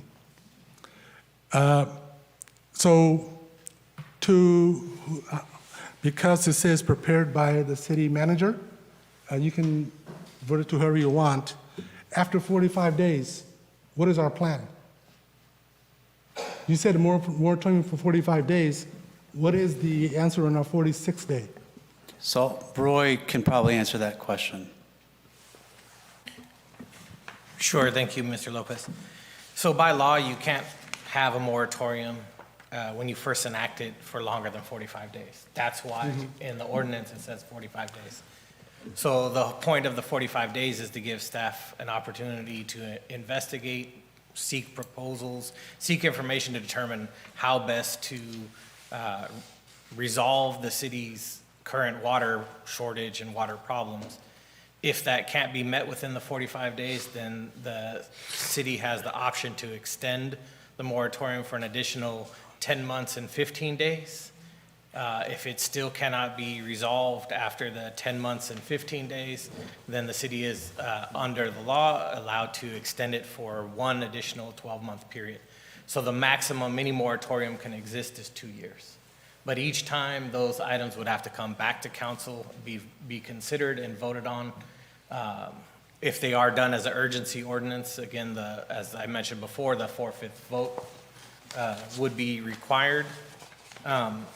So that's why the 45 days, there was no intent on by staff to deceive the public or the council. The 45 days is what's required under the law. Okay, thank you. Now, There was, I believe, a question raised about a kitchen, or whether remodeling a kitchen would apply to this ordinance. It does not. There was a question about the ARCO project. The ARCO project is not impacted by this ordinance. Wasn't that on the list? No, it was on the list of projects that have been approved and are pending, but Okay. if you read the ordinance, the ARCO ordinance is not subject. Okay, but it does. Sorry, the ARCO but project is it- not subject to this ordinance. But it does affect Dutch Brothers. Correct, it does affect Dutch Brothers. It affects any other. No, I know that. Thank you very much. I appreciate putting it out there, okay? I appreciate it. But, excuse me, I'm speaking right now? Thank you. To me, all this is going to do is, first of all, we're in January and February, very little water is being used. Staff can still come up with a plan. There is no need to do these moratoriums to scare the dickens out of possible investors. We're not gonna put any time of confidence that staff let us go this far. Every project that has come forward is listed, has already spent money. They should have been told in the beginning that you cannot, or we're not gonna let you move forward, we're not gonna let you spend a dime. Because to have them spend millions of dollars or hundreds of thousands or whatever the money they spent, and now say you may not be, they should have been told up front. I still don't understand if we know for a fact that we cannot do this. And I understand what you're saying, 45 days. This is just plain ridiculous. I urge my council members to vote no, because this is not gonna solve anything. As far as the comment about putting a straw and drawing from the aquifer, Merced County in Delhi, this is how it works, approved 1,000-home subdivision. Where was the Sigma thing? Where was their buy into this and say, we're not gonna approve 1,000 homes because we're gonna drive for the aquifer, but we're gonna stop but Livingston is gonna stop Dutch Brothers, but they can move forward with their 1,000-home project. Where is the fairness to our people? Our people have the right to build homes, empty lots. We got things, people need homes here in Livingston too, not just in Delhi. So I don't get this. I urge everybody to please vote no, to come back with a better plan. I think I want to add a couple of things and just a couple of reminders. One, many of those big projects that were on the list, they were not done by this council. Most of those projects were approved back in 2021. So we just have to be mindful of that, and then not necessarily, I mean, there are some new people here in this council. There were some of us that were there. I can say I was one out of five, the only one that voted against those projects. Well, specifically to the large project, because there were other concerns, but. I just want to make that clarification that not the entire council here should be blamed as we're not trying to make this worse. We're trying to find a solution and to try and fix the problems that we inherited. So I just want to make sure that I just want to be clear on that, because it just seems like it's being addressed like this council or this staff, some of the staff here were not here at that time. Right. So I just want to be able to clarify that, just to make sure that there's no confusion. So, it's like, and it's something that I do take, really, I want to take it into consideration when I hear we're not doing anything. We're doing a lot of work behind the scenes. We're doing a lot of meetings. We're trying to find funding. We're trying to find solutions. So I just wanted to make a note of that. And then part of the reference here in the report was a report that was done by MCAG. which we all belong to. And that report was done all throughout Merced County so that we could figure out and see where every agency in the county, including Hillmar, including Gastin, Dos Palos, Los Baños, everyone in the county, to figure out where those agencies stand in regards to their not only their water infrastructure, their capacity, but also their wastewater capacity, in order to be able to look at and create a plan, an emergency preparedness plan. Because, you know, once again, I think many of you guys are correct. This has been an ongoing problem, you know, but we can sit here and we can come back for another meeting, and we can come back for another meeting, and we're gonna hear that, you know, this was a problem, you know, since 20 years ago. But now we are the ones that are sitting here. We are the ones that have decided to take the bull by the horns and trying to do something. You know, we, at least, I don't wanna kick it, I don't wanna kick the can down the road, you know. I wanna be able to find a solution. You know, we're gonna be able to have, I would like to be able to have those hard conversations, so this is that opportunity. You know, so, but I think it's very important for people, not only the people that are here, the people that are watching, and the people that are gonna be watching this later on, to be able to have all the different perspectives of everything, of how we got here. You know, for the last year or so, we've been tackling a lot of issues. And I commend this council, everyone on this council, you know, for being able to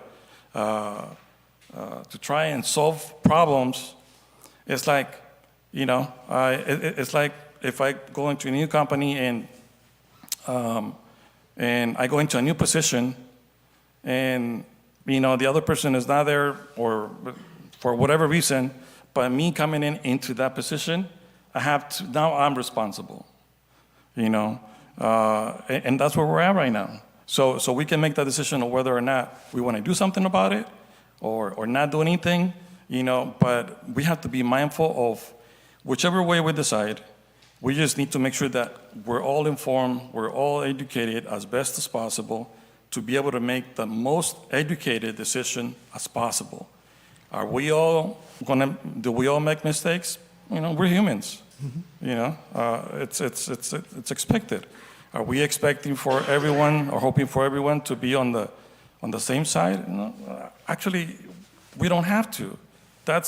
We can agree to disagree, but we have to. You know, I want to be able to make sure that the ones that are doing the work don't get disrespected.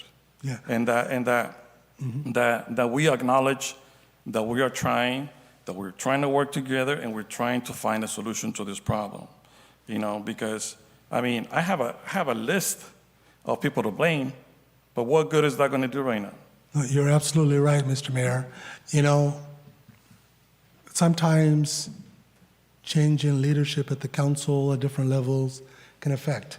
There was part of the overall improvement plan there was a talk of purchasing surface water from MID. And there was even a talk of using MID water to irrigate our parks instead of using treated water. That's more savings than we can phantom, you know, by just going to MID says, hey, can we use water to irrigate our parks? That's savings. That's the way to do it, you know. And I believe a long time ago, I think Mr. Roth had asked me one time if city can look forward or look ways to give incentives to homeowners to remove their water-thirsty lawns to put artificial turf. How much water that will save us? Or can we incentivize residents, businesses to drought-tolerant plant? Can we make changes to our landscaping requirements for businesses? That will do that too. That's adding pumps, you know? And that conversation can still be had. We can still direct staff to to work towards with MID to get surface water for our parks. I'm willing to bet all these projects assigned those homes will never use that much water that our parks use. You know, we need to do that, but not this way. Not putting moratorium serves no purpose. It gives very little confidence in developers and say, City of Livingston's got its act straight. You know, put ourselves in their place. We go buy a car and we give a dealer money and they say, you know what? We're not gonna let you drive it because, you know, we're gonna wait for chips to come in. Well, they're gonna say, why in the hell did you take my money? And we already took their money and then we're saying, nah, wait for us? No. We need to move forward. A lot of these projects, even the 480 homes, I mean, we got a new director here, we got all them. You really think they're gonna build 480 homes in one day or 1 year? No, they're gonna phase in over who knows how many years. None of these projects are coming along line for at least 2-3 years. The big ones. A son or a mother or daughter, somebody who wants to bring in their elderly loved one to put a little home, yeah, maybe that'll happen, but we should do that. How much is a little tiny granny home in the back gonna use? Most of the water gets used in the lawns, not in a toilet, not in a shower. What are you gonna use? 15, 20 gallons? Maybe 40 gallons in a shower and, I don't know, what is it, a gallon and a half per flush? How many times, you know, I mean, just what is the total water consumption? Is this what we wanna do? To me, it's just plain wrong. If we put moratorium, we're not gonna move forward. We know summer's coming. This will incentivize us, the city, who's ultimately responsible, to move forward with different plans, because if an emergency were to happen, if we were to lose 1 or 2 wells under health and safety, we can literally shut down businesses that use a large amount of water for health and safety. I believe we can issue an emergency order and we will not have that issue. Yes, it'll hurt some businesses, especially large ones, but we're not gonna have to where fire department can't put out water on a structure. That can be done. And I'm sorry, I cannot stress long enough that we do not move forward with this moratorium. It's not served no purpose. Thank you for your comments. Anybody else? Well, just let me just add something else, and maybe I can ask legal counsel a question. So there was a question asked by Mayor Pro Tem in regards to how about if we do this for, you know, like I think you mentioned Dutch Brothers. If we allow one but not the other, would there be any legal concerns? Like one, you know, what we do for one, we should do for all, but, you know, we're asking to do the opposite here. I mean, Under the law, the city is required, as you said, to do for one that they do for all. It's an issue of what's called disparate treatment. So we can't treat individuals differently. So it either applies to everybody or it applies to nobody, except for in limited circumstances. When you're dealing with, for example, in this particular moratorium, it doesn't deal with any projects that receive their entitlements prior to today. Those things have already been approved. So example is ARCO. You can't then cut them off. They're already through the process. What this does is it's directed at everybody who's in the same situation, meaning they have not pulled their permits yet. They haven't progressed past that stage. The ones that have, that, you know, for lack of a better word, that horse has left the gates on those. We can't treat them in the same capacity that we can projects that are in a different state. thank you. And then I think you're right, Mr. Mayor Pro Tem. I think, you know, just something that you said, they should have been told in the beginning. I completely agree. But the beginning was back in 2021, when they were approved, you know. And that is why we're here. I mean, we're we're trying to find a solution, and not if there's a moratorium, then, for anyone coming forward, we have to, and actually there's people that actually, I've been here in the council 2 years, and then now as a mayor 1 year. Never did I remember within those 3 years, I think very specifically or not that I remember, not specifically that I could say, is like, I was never told this is a concern. So then, actually I remember, I think it was early 2020, 21, I think it was, when we had a workshop in a square, tables right there, and we were talking about, I forgot the date, I think it was March 22nd, 2021, I think it was. I forgot my notes at home, but anyways, I left them in the printer. And I am the one that made a recommendation that we should start planning for 2 wells, even without knowing the situation. It's just about thinking ahead. It's just, but now we're here almost 3 years later. I mean. Yeah, but Mr. Mayor, also, there are other ways. We are actually using less water now than we were in 2013. We do understand that. Back in 2013, when we had less people in Livingston than we do now, we used, I don't know, we're actually, I don't know what percentage this is, but a peak hour, 10,583 gallons per minute in 2013 to where we're 8,260 gallons at peak times now.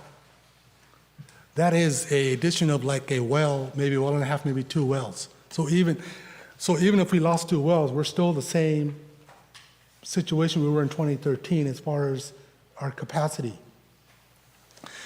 People have been becoming more and more efficient over the years. Come on, we all know, we see it right here, we're using less water. We have other ideas, other plans. So let's not shoot ourselves in the foot right now. City of Livingston, if I'm 1 day late on my water bill, I have to pay a penalty. These developers pay their fees. No matter what part of the situation they paid their fees, and now we're not going to let them move forward, even though they haven't done it. They have all this money that they're going to sit there for no reason, paying interest on, doing all that. Those developers, and not all of them are major developers, they're mom and pop, small individual investors. You're going to put them in a financial constraint, financial situation where they're making payments on stuff they can't even move forward. And this is what we brought them into? Come on, let's hold ourselves equally responsible and not do this. I can't stress that we need to do this by not putting this moratorium. Thank you for your comments. Council, any other comments before I go out for public comment and additional input by staff? There are a lot of points that Gopal has stressed here. And I do believe we all are entitled to our only vote. So your recommendation, your encouragement here is noted. However,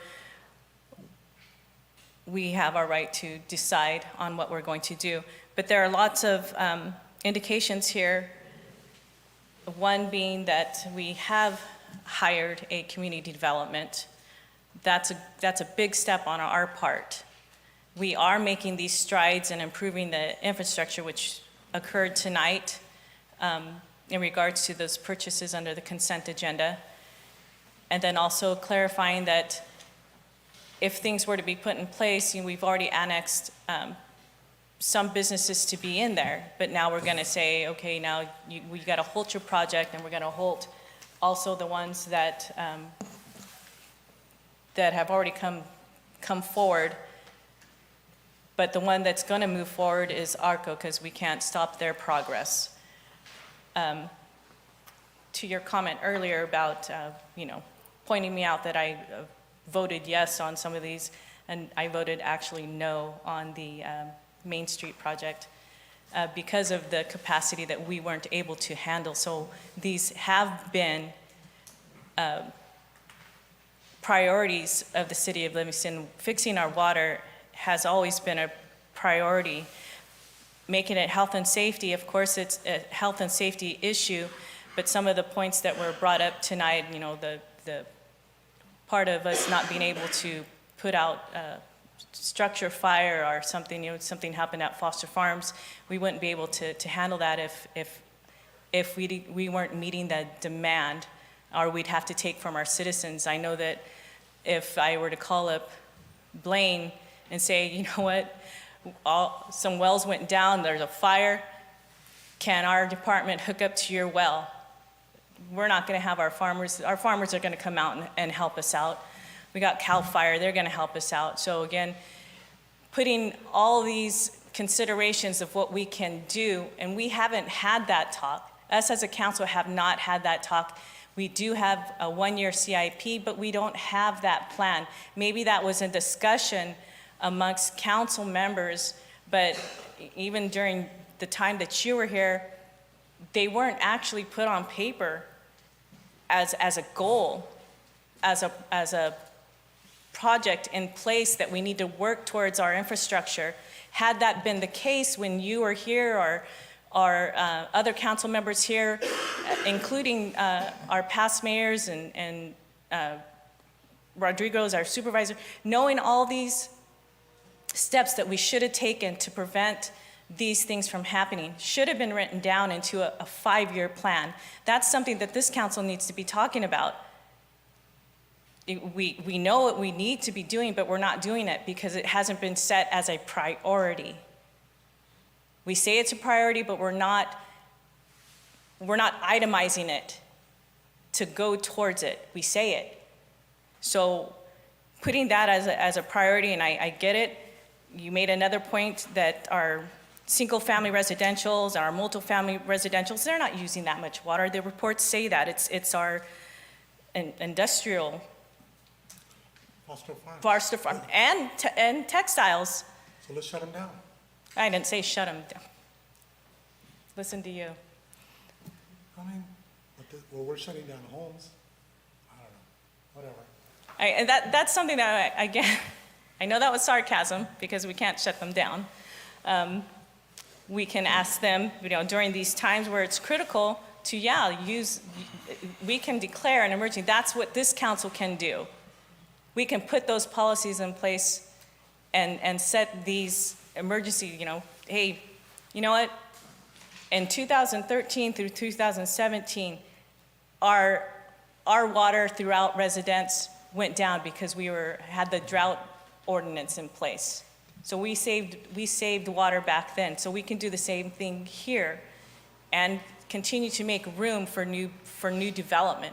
I don't know, what is your take as coming into our city? What do you want for us?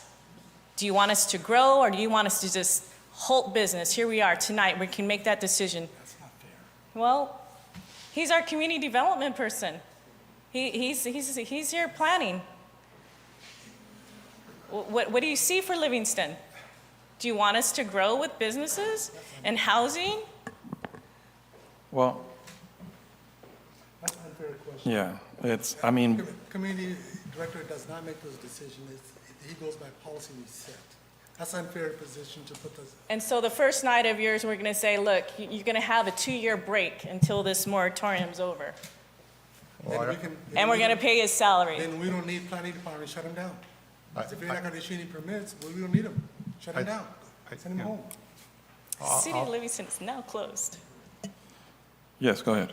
I appreciate being placed on the spot. Hey, Gary, welcome to the city council meetings. Yeah.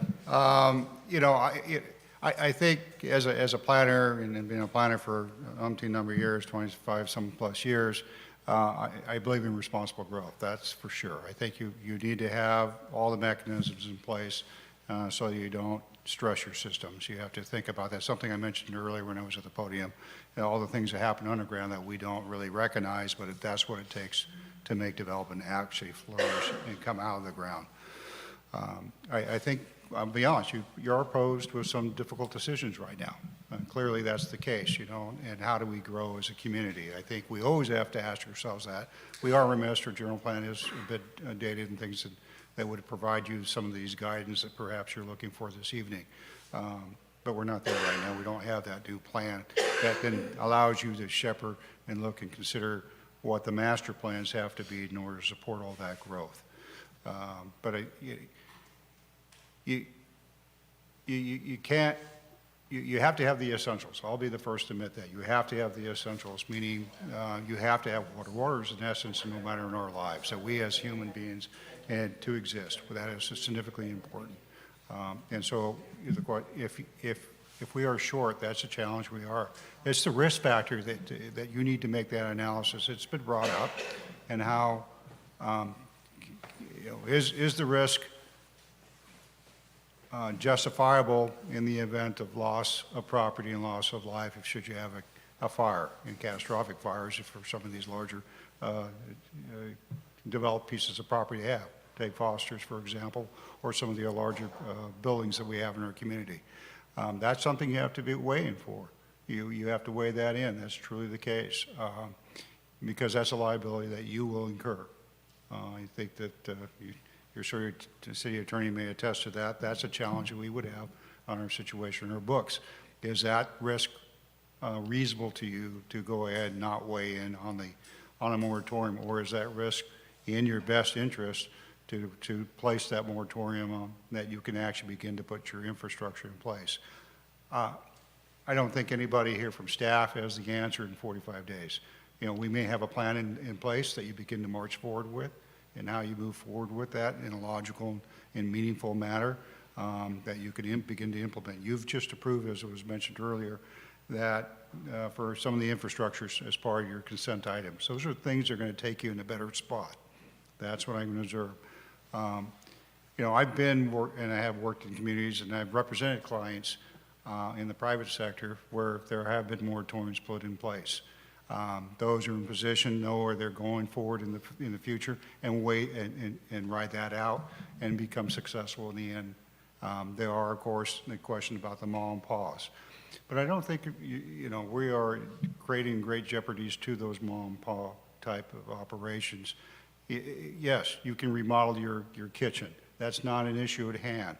It's the questions about where are we going to do the increment? Do we have a net increase in water demand? Those are the types of projects that are being placed on the moratorium.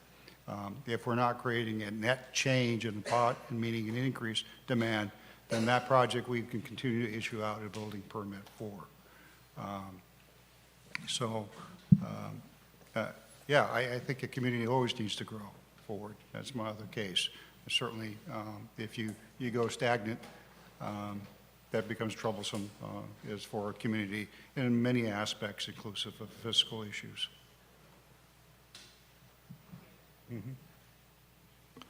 So thank you for that. At this time, Anthony and Mario, is there something you can add to the conversation in regards, especially from your point of view, from the engineering's office and from Public Works? And then also, I would also like to hear what Fire Department, if you guys can provide some input as well. Thank you. Yeah, Council, I did want to bring up for discussion, just to make Council, to remind them that and bring up this topic, that make Council aware and bring up the fact that the city has been working on addressing city water capacity needs since 2018. I don't feel there's been a lack of planning on the part of staff or council. We've been working on a $44 million water infrastructure application that will be addressing capacity issues. The $44 million SRF project application is pending review currently by the Water Board, and that will be addressing water capacity needs. Just to give a little more detail, I'll let Mario talk about the different projects. and what's in that application? Sure. Thank you, Chair. Yeah, I'd just like to add something that I didn't really catch my eye in the PowerPoint. Excuse me. And it's these SRF projects. As I think the council is aware, and the city manager is aware, there's a comprehensive project to build 2 wells, treatment facilities at actually 3 locations. And that's actually all detailed out in this assessment, and it's pages 93 and 94 of your packet. So in terms of planning, yeah, there's been a lot of planning going on, and the council has been informed of that. The last one presentation was in first quarter of last year. It was actually 28th of February, so not quite a year ago. And we went through all of these, the well 18, the well 19 with wellhead treatment, well 8 expansion, redoing the well 8, which is now ongoing. All of these items that were part of this comprehensive SRF project. This is a grant, by the way. I know we talked about loan grant. At this point, it's being grandfathered in as a grant. So if you get through this with $42 million, it's kind of hard to say that you're not planning for it. So I just wanted to bring this up. In terms of surface water is the last project in this SRF packet, and that's down the road. We understand that. Excuse me. But it was part of the plan, correct? It is part of the plan. That's exactly what I said. And it has been presented to council more than one time. The last being about 10 So why months are we ago. here? If it's been presented, how is it not, how haven't we known that this water capacity would come to somebody saying, 45 days, we're not building, we're not allowing anybody to build. So if you gave that report in the last year, where was it that we were not reaching an unsafe level? That was known at that time and presented at that time, and you were present at that meeting. Okay, so we were all present at that meeting. Correct. Correct. That is correct. And now today it's an urgency, so we didn't make it an urgency back then. That I don't know if it's the I don't know urgency I don't know in the is- manner of which you presented it that again, Yeah. these So problems. all these projects have been detailed out and have been presented to the council. They have been presented to the state. The scopes have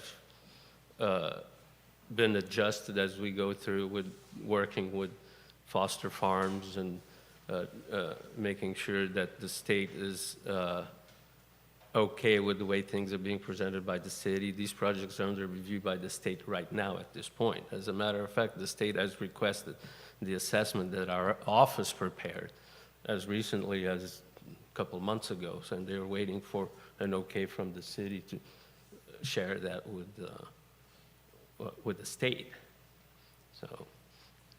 So I just wanted to bring this in terms of, in a nutshell, there's well 8A is being built as we speak. In the past, we had wells 14 and 16 that were brought together on the north side of the city, and there's a treatment plant that was part of this whole planning exercise. So those are the 2 first ones that are actually becoming a reality now. So next ones, you'll have well 18, well 19, Arcalian Park treatment facility, where it'll be a centralized facility where you're going to treat wells 13, 12, and 17. And that's all part of the record. And at well 8, it's going to be expanded to treat well 18. That's going to be built close to Foster Farms. And then there's also well 19 on the west side of the city that will have its own wellhead treatment plant. So those have been around for quite some time. They do not they do not get constructed overnight. It takes years to get this stuff done. And that's just the way, it's the nature of the beast with these projects. Mario, if there are no longer any future roadblocks within the review process of the water board, what kind of a time frame? If there are no longer any future roadblocks in the review process by the State Water Board, what kind of time frame realistically are we looking at to complete some projects? Whichever the first one ends up being, and that has not been determined, it has to be worked out with the state too. It would be in probably 2 to 3 years, you'd see some of these actually built. The other challenge with getting them built is all the delays in construction. You know? Yeah. Like with well 8, it's taken longer than it would have 10 years ago because of all the delays with getting equipment and all of that. So it is a challenge across the board. So council, even though we are pending a review at the State Water Board level right now with our SRF application, there is still a projected 2 to 3 year construction. Yes. Yeah. 8A is not being affected by, it's rolling forward. Any delays are going to be due to getting the equipment, sourcing equipment. Big items now is controls. Electrical controls are taking 15 months to 2 years to get.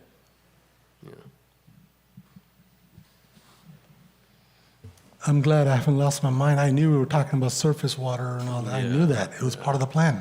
Yeah, and I don't know if I mentioned the storage, because storage is a big help for meeting PhD, and there's 2 tanks along with these projects. There's 1.5 million and 1 million gallon at the 2 different locations. So there's 2.5 million gallons of storage that city will have in addition to the 1 million that it already has.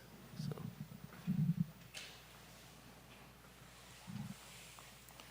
Thank you for that. So you did mention, I think, was that, you said February of 2023 when that presentation was done? Of 22. 22. I'm sorry, 23. 23. Okay. Yes, you're right. All right. Thank you. Yeah. Yes.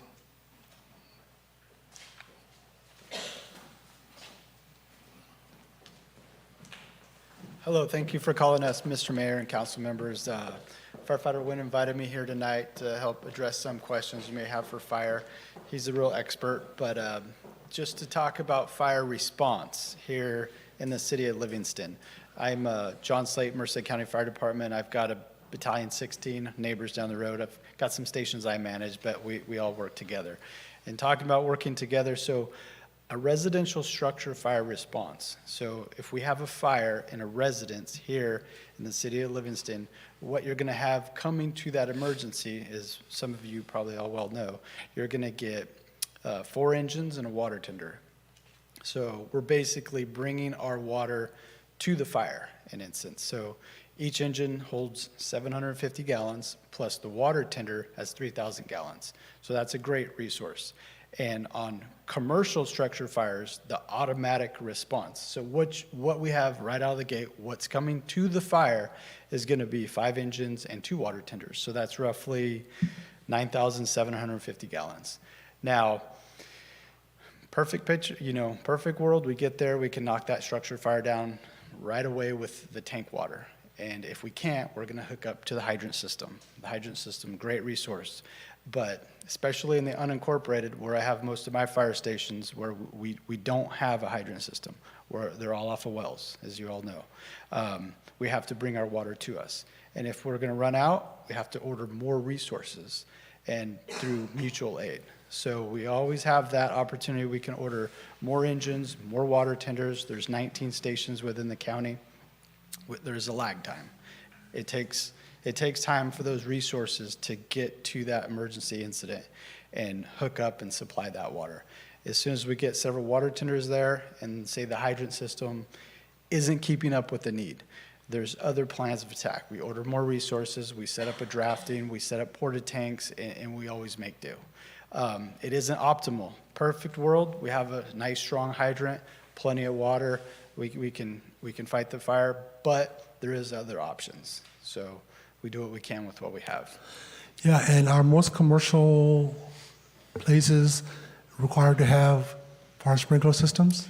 Absolutely. All new construction, California Building Code, we are required, new constructed residential, to have sprinkler systems as well as commercial So facilities. indoor fire would, if depending on the structure, of course, sprinklers would come on and help out anyway, even before you get there in some times. Yes, sprinkler systems do help keep the fire at bay until the fire department gets there. Now, the requirements, California Fire Code, that doesn't necessarily fall under us. That's the city and planning building department. They enact all those. But yes, it does definitely help on fire attack. You have anything else to add, Engineer? That's great, Chief. Okay, any questions? Council, are there any questions? Good input, thank you, appreciate it. Thank you, guys. Council, are there any questions for staff at this moment? Okay, thank you, guys. Hopefully, we'll see if there's any more questions.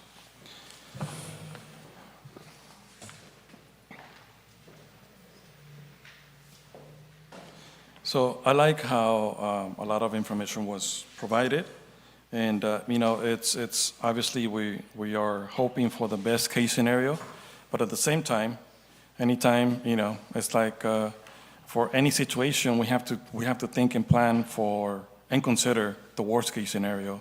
It's like in business, I don't think anybody goes into business thinking that we're going to lose money. We go into business thinking that we're going to make money, but is there a risk? Worst case scenario that, the business is not going to go as planned. And, and then probably just another scenario that I was thinking of is like when we're building a home, we have our breaker box, right? And that breaker box is only strong enough, but now, I want to build a little extra home on the side and I want to hook it up to the same breaker box.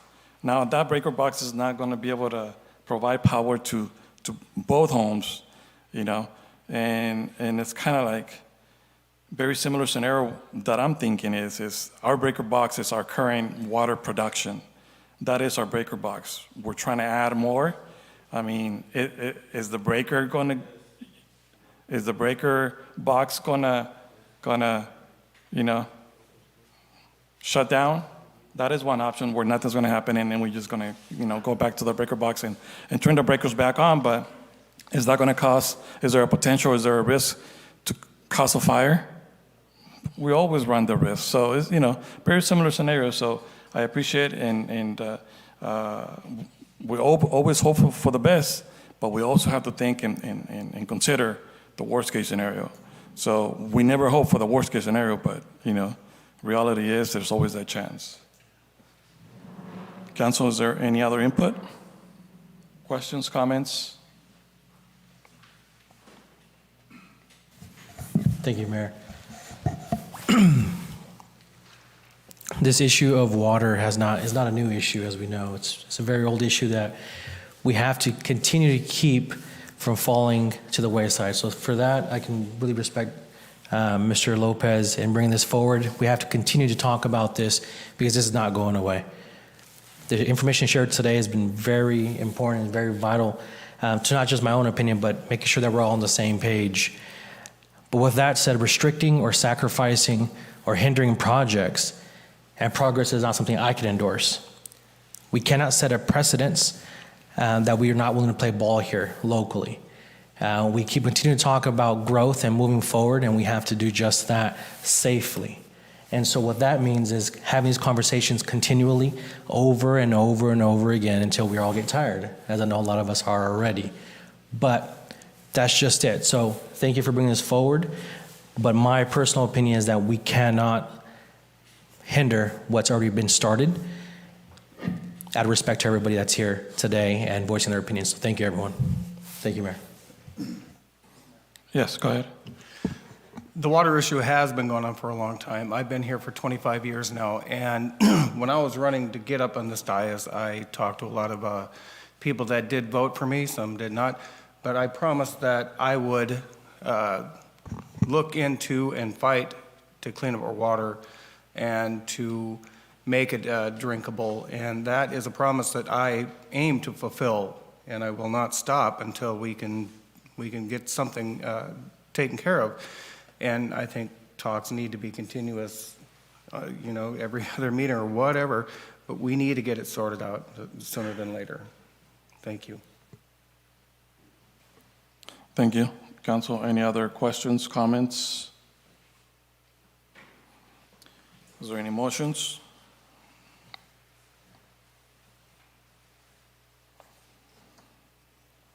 So the motion before us is an interim urgency ordinance of the City Council of the City of Livingston to establish a 45-day moratorium on issuing any new permits for any new developments, projects, additional and/or construction requiring the use of the city supplied potable water. What is your wish?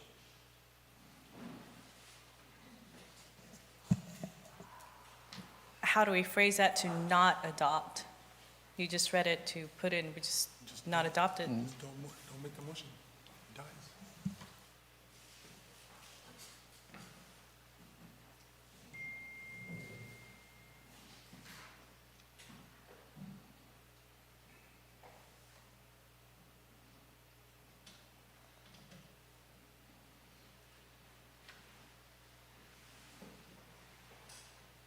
So, legal, what happens if there is no motion at this point? No, I understand that it has to move forward, but, the legal challenges that the city might face. Unfortunately, Mr. Mayor, I can't really predict that. There's been a lot of information shared from CAL FIRE regarding their capacity and stuff. One thing that we do know is that our current system, as established, doesn't meet its capacity needs right now. Whether that can result in liability, that would be speculation on my part at this point.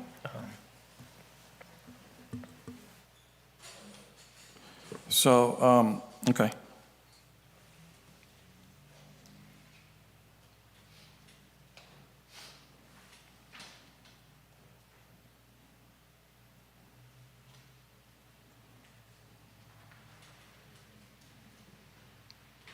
I do just want to say something that I do believe that the city and the council in this case could do more moving forward. It is. I think it's dead energy to be able to continue going back. Should have something had been done, blah blah blah, and this and that. It's history. The problem is. This is the problem that we're facing now. And what can we do about it? Has this been something that no one has done anything about it within the last year? All I can say and all I can speak for myself is that we have been working on in getting support and getting help because with a project this big for the city, is it impossible to complete? No, but it's going to take more time because of the lack of funding? Probably yes. So, I think that, and I'm glad that we're able to have this conversation, and that for everyone to be able to really have all of the information provided to us, and so that. Is there a possibility that more information is going to come forward? Probably, but I think we should. I will make sure that I'm responsible for the decision that I make based on the information that I have in front of me and what I think is best. And I hope that everyone, that we all have done the same thing. So at this time, I'm going to make a motion to approve the interim emergency ordinance of the City Council of the City of Livingston establishing a 45-day moratorium on the issuance of any new permit or for any new development project, additional and/or construction requiring the use of city-supplied potable water. And I understand that it can die because of the lack of a second. So I have a motion on the floor by myself.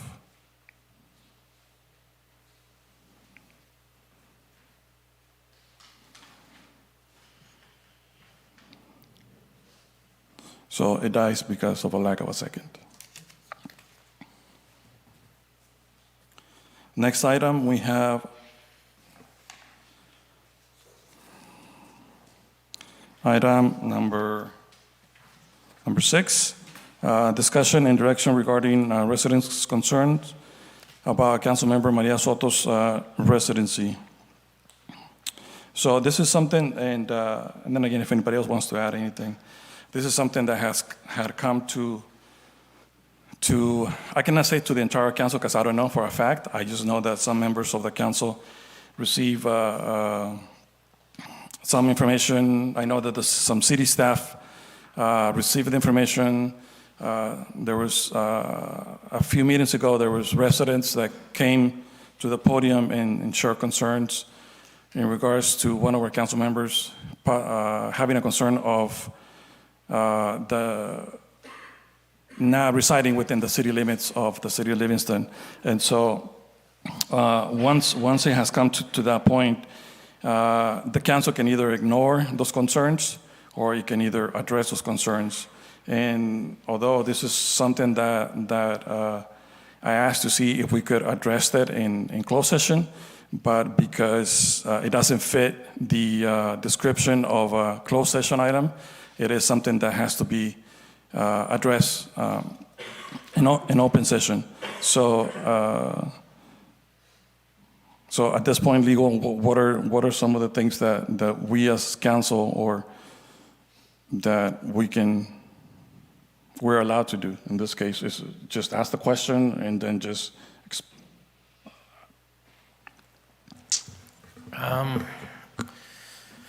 the council could inquire with Councilmember Soto regarding her residency. She's not obligated to answer that question. Council can make a motion to hire an investigator to determine Councilmember Soto's residency. It's a very fact-intensive analysis, one that's typically left to the judicial branch because it is very, very fact-specific.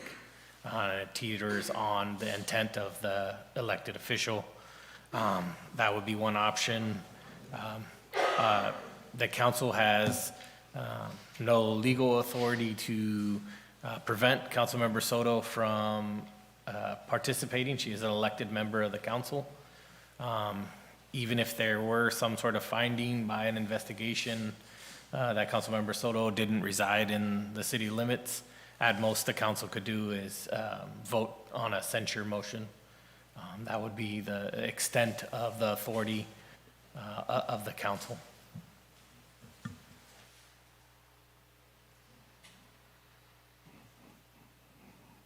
okay. Is there any comments about the dais? Questions, council? Before I go for public comment? So at this time, I'm going to go out for public comment in regards to this specific item, item number 6. Is there anyone on the phone? Public comment? Hearing none, coming back to the chamber. Is there any public comment in the chamber in regards to this item?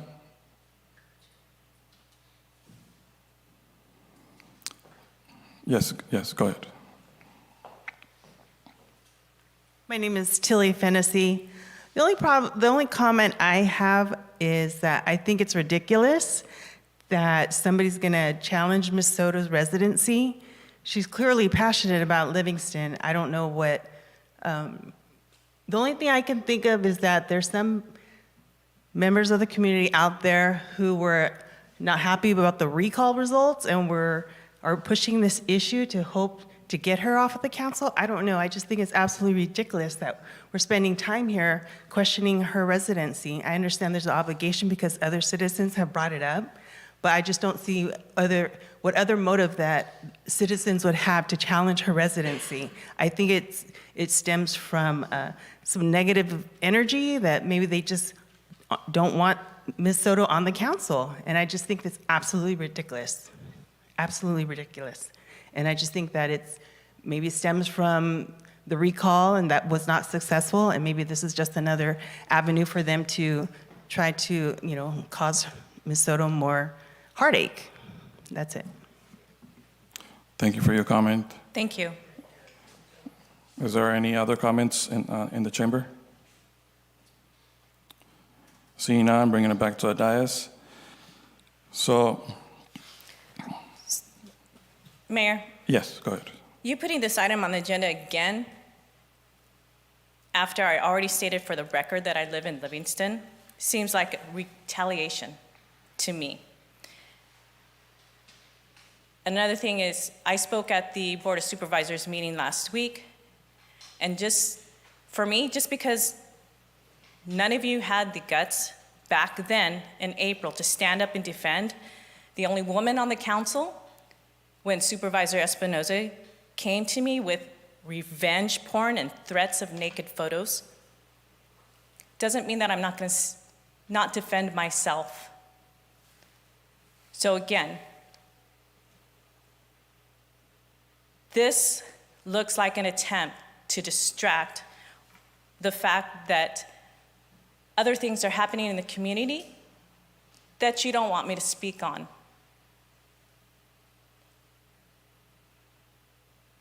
And for you to say that citizens came to you, well, we had one, Mario Mendoza, came before this council. He came to the lectern, you allowed him to come back and forth and engage in conversation directly with me when he should have been addressing the council as a whole. When there was no response, he dropped the mic and apologized for taking up this council's time. It is ridiculous that you put this item on the agenda again. It doesn't just take you, it takes 2 council members to put an item on the agenda. So here I am, sitting on this dais. I'm not going anywhere. So I don't know what you expect out of this. I already said, I'm a resident of the city of Livingston, and yet you put this here. This is your item and another council member. I sit here, meeting after meeting, facing some type of retaliation. I don't know. I suspect who's behind this. Again, Mr. Mendoza came to the meeting, inquired about the item. He's not here. But it's left for this council to say something. And legal, you mentioned something that they can conduct an investigation. Is that true? The council could authorize an investigation, yes, and hire an investigator. Okay, so there are other things in this community. We have had several murders, which we can put out to our PD to investigate those, take care of those criminal acts. I'm not engaging in anything that is criminal at all. The voters put me here. They want me here. The recall reflects that. And every single time that someone comes to that lectern and says, Maria Soto this, Maria Soto that, I take that as yay me. I am doing something right on this dais. So whatever it is that you have that provoked you on putting on this item on the agenda, I take that as a harassment, intimidation by somebody, whether on this dais or in the community, wanting me to be quiet from the past acts of anything that could have occurred over these past decades of corruption. So anything that I have to say up here on this dais, I'm gonna say. And I'll tell you this one more time. I've been a member of this community since 1976. Raised here. Went to all the schools here. I've raised my children here. They are involved in umpteen activities, recreational, civic, everything. Church, everything. And so am I. Livingston is my hometown. Why are you questioning me again?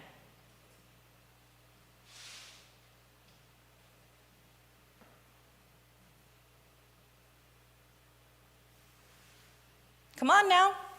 You put it on the agenda again. I will allow you to complete your comments so that I can answer.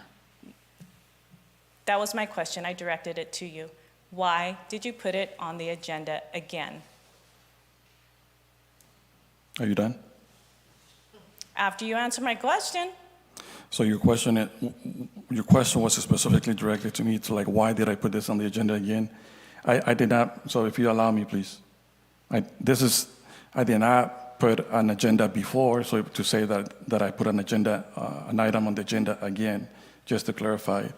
And then, so this is not the first time that this concern has come. And then again, I don't know when was the first time, or if there were different times when the same concern was shared with other members in the council. But at the last, not the last meeting, but a couple of meetings ago, there was a couple members of the public that came up and asked the same question. And then I don't remember exactly how you responded it. But that question keeps on coming back to me then again, I don't know if the same question keeps on coming back to other members in the council, but I know it's coming to me. And then someone, I remember, someone on the podium there, they said, well, we have some knowledge that this is happening, and what are you, council, going to do about it? That was a question that was asked at the podium, and it's on the record. And then October 19, well, actually, City Hall received this on October 23rd, and this is the same flyer that they were referring to. And then I know for a fact that other members in the council got this flyer before I did. And so, you know, for you to say that this is something that I'm doing personally, like specifically to you, you know, it's not. It's just, if there's nothing to hide, then there should be nothing, you know, to be afraid about. You know, there was a question that was asked. It's like, and then if you have no problem, then you should be able to verify and confirm that, like this flyer says, since August 2021. Can you prove and can you provide a letter confirmation to the deputy city clerk of the city of Livingston that says, and signed by you and dated by you, that you have had no gap of residency in the city of Livingston since August 2021, that you have lived since you were elected and there were no gaps of residency in the city of Livingston. Then there should be no more questions for whoever comes and asks anymore. That's it.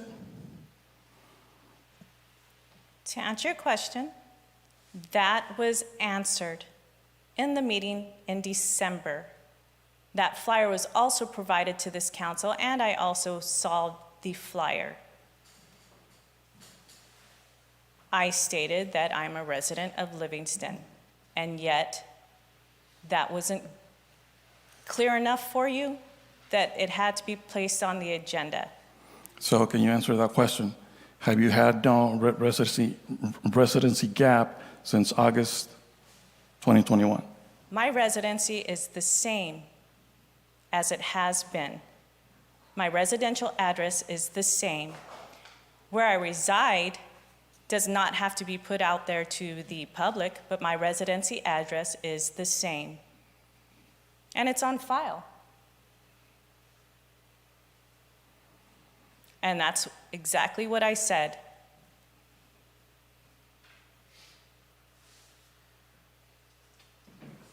Okay, so I will take that as a yes, that you have had no gaps of residency since then.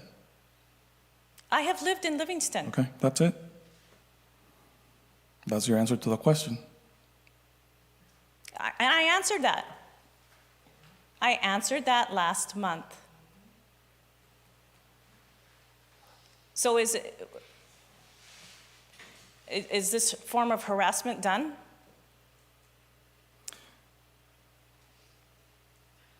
So that is your perspective. I respect that. And then if that is your I perspective, don't respect it. Okay. No, that is your perspective. If that is your perspective and that's what you think of it, then it is what it is. I'm not going to sit here and try to convince you otherwise. I'm doing my duty. I'm doing, there's a question that comes before us and it keeps on coming back. And when residents come and ask me, it's like, what are you trying to cover? I don't think we're trying to cover anything. At least I'm not.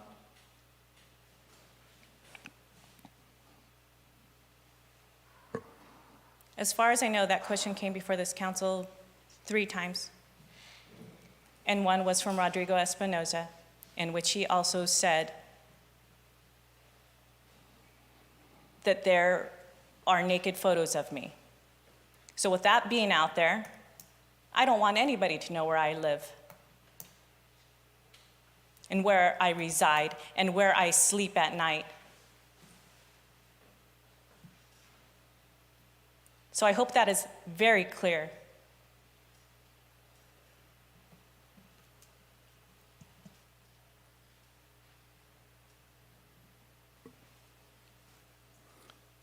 Are you done? If there's more that the council wants to address, I will hear that out. I'm not done until they are. Okay. Council, are there any questions, comments, suggestions for this item specifically?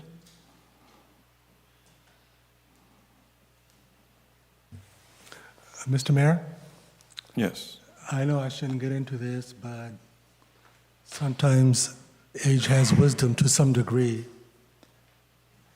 May I recommend that each council member, including the mayor, Mayor Pro Tem, everybody, provide our physical address to the city attorney. Say, here's my residency. It's not to be disclosed. And after that, I don't want to hear about this ever again. I'm more than happy to provide my address, and I'll say to the people, everybody knows where I live anyway. So let's just, sometimes public can be silly. They're probably getting a laugh out of this one. Let's not play their games and just say, here's my address. I don't expect you to disclose it publicly. Disclose it to the attorney, as we're done. Are you willing to do that? The attorney is aware of my address, Physical address. of my physical address. Is that true? Oh, I'm not asking you to disclose the address, but is that true? You have a physical address on file? I don't have it on file. I didn't write it down, but Councilmember Soto and I have discussed her residence. And it meets city's residency requirements? To my knowledge, it does, yes. Okay. Because we asked Councilwoman Soto, I will also provide you with my address, and I ask everybody else to do that same. Okay? That way, I don't want anybody to feel like they're being left out or being picked on. We'll all, if we expect one member, then we'll all show the same level of commitment to the attorney says, here's our addresses, and we're good. Fine, I'm okay with that.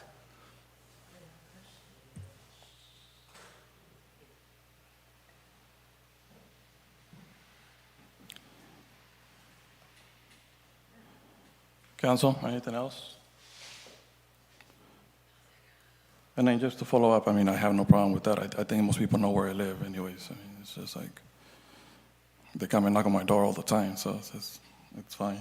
So, but I think you're right to make it to a point, and then again, I think that any other concerns moving forward should be addressed to the city attorney or to any outside agency that is responsible. And I think this council, just by addressing it, and we're making sure, or at least the residents are making sure that we're not taking the concerns seriously. And but I suggest that anything else, any other concerns referring to this or any other item could be referenced to the city attorney, and then city attorney can respond from there.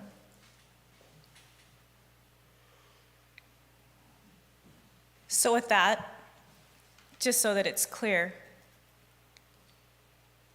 each one of us needs to meet that residency requirement. So with that in mind, I was the only one placed on the agenda because you said it was a citizen concern. Now, in all transparency, I'd like to know who that citizen is. Because again, that puts me in an awkward position, and you can tell me privately so that I may further take care of on my end as a threat to my own safety. So if you want to discuss this in private, we can. Because with the ongoing persistency and harassment that gets placed at this dais, with Supervisor Espinoza threatening with naked photos and revealing and possibly putting them out there into the universe. And if these same citizens that he has coming forward are trying to address this and put this on the agenda, I need to know. I need to watch out for my own self and my own safety. So if you can do me the courtesy so that I can protect myself and know who I need to stay away from.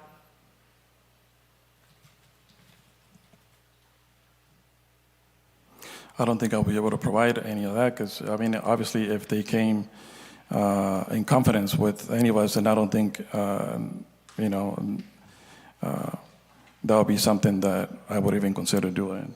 Just like others have brought concerns, because residents contact them directly and they trust them, and then obviously if some of them are not here, and it's for a reason. So I'm not going to be able to do that, but one thing that I would suggest is and this is something that I would do, I will send an email or a letter to the city attorney assuring that that is my physical address, and then if anybody else talks about any investigation report that has been out there in the community since, that is something for them to investigate or to bring it. Like I said, any other further questions to send it to legal. But I will not be able to. So I heard you say that you're not able to reveal that, but know this. Should there be any more retaliation, harassment, or any other threats coming towards my way, and you know who it is that's seeking to find me, that is on you. And you're willing to risk the safety of the women out here in your community. Okay? My life may depend on that. I'm just letting you know.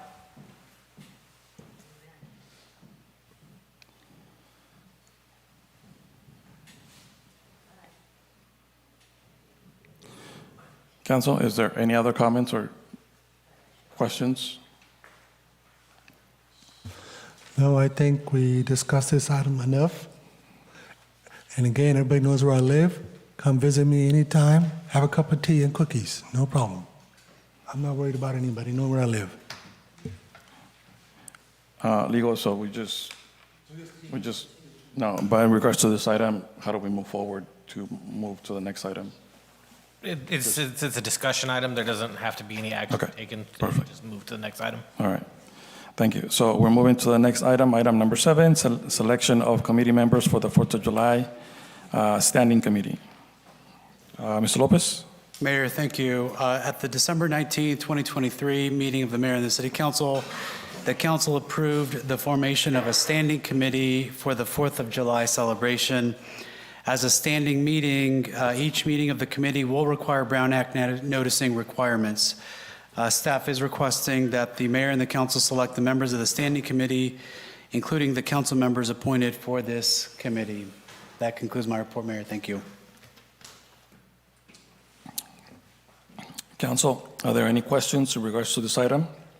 Item number 7. Before I go out to public comment.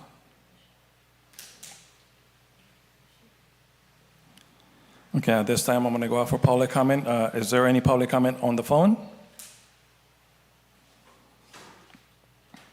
Hearing none, I'm coming back to the chamber. Is there any public comment in the chamber in regards to this item? Seeing none, bringing it back to the dais. Council, questions, comments, suggestions, motions? Can we just ask for volunteers? Whatever you want to do. Yeah, so anything. I mean, it's so can there be a committee without any council members? Or Yeah, the council is not required to staff the July 4th standing committee. It would be at council's discretion if they wanted to do so. Okay. It could be purely public. Yeah. Okay. Council? As a former mayor, There you go. as a former member of the 4th of July committee, I would like to be a standing member as a representative from this council. We've already, and just so that the community knows, I've already been in conversations with the carnival, and I have also been in some planning, not really formal, but some discussions in regards to the upcoming event that will take place in July. So just letting the public know and the council know that I've already been investing some time into this.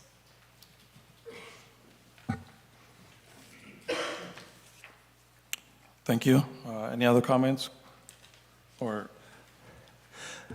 I think Mr. Roth keeps looking, I think he wants to volunteer. Mayor Pro Tem, I got too many other things going on right now. Okay, Thank you. I'd like to, but I can't right now. yeah, okay. how about yourself? I'm on too many committees, and by the time I like to spread the wealth, as it were. You're always at home doing nothing. Really? Yeah. Wow, I wish I'd known that. Mr. Mann, would you like to volunteer? I'd be happy to help if needed. Okay, there. We have 2 volunteers. I'll make the motion to second their volunteers. Okay, I'm sorry. Councilwoman Soto and Mr. Mann has volunteered. I will second that motion for them to join this. So now we can call for a vote. Okay. So the motion is to have, all right. Councilwoman Soto? So who made the first? The first motion? Well, they volunteered, so they made their first. I'm making a second. Yeah, just for clarity of the record, I think we should have actual motion. Okay. Appointing Councilmember Mann. Let me do this. Councilmember Soto. Now that we have 2 volunteers, I make the motion that we appoint Councilwoman Soto and Councilmember Mann to the selection committee members for the 4th of July Standing Committee. Okay, thank you. So we have a motion on the floor for the 2 volunteers. Is there a second? I'll second it. So we have a second. Roll call, please. Just want to confirm, Councilmember Roth, second? Yes. Okay. Councilmember Roth? Yes. Councilmember Mann? Yes. Councilmember Soto? Yes. Mayor Pro Tem Sammer? Yes. Mayor Moran? Yes. Motion passes by a vote of 5-0. Item number 8, discussion and adoption of the Merced County Associations of Government 2024 One Voice Priorities for the City of Livingston. Mr. Lopez?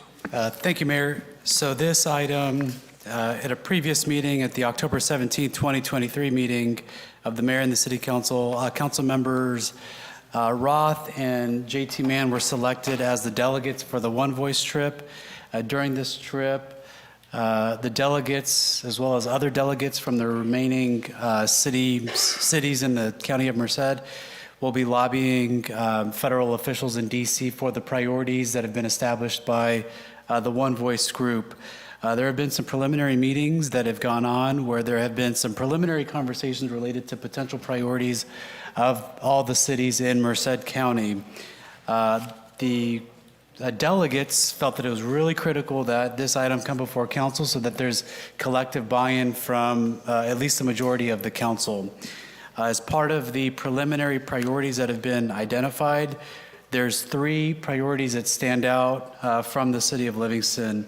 Those include advocating for the funding for the Recplex, the gap funding that we know exists. 2, increased fire personnel staffing and grant funding opportunities through FEMA, also known as a SAFER grant. And then the third one is infrastructure projects, including new water wells, treatment, wastewater, and other infrastructure projects. The delegates and I do believe that it's important to get collective council feedback. I really want to thank Councilmember Roth for reaching out to make sure that there was collective buy-in from the rest of the council. So that concludes the report for this item, Mayor. Happy to answer any questions for this. Thank you. So I see 3 items.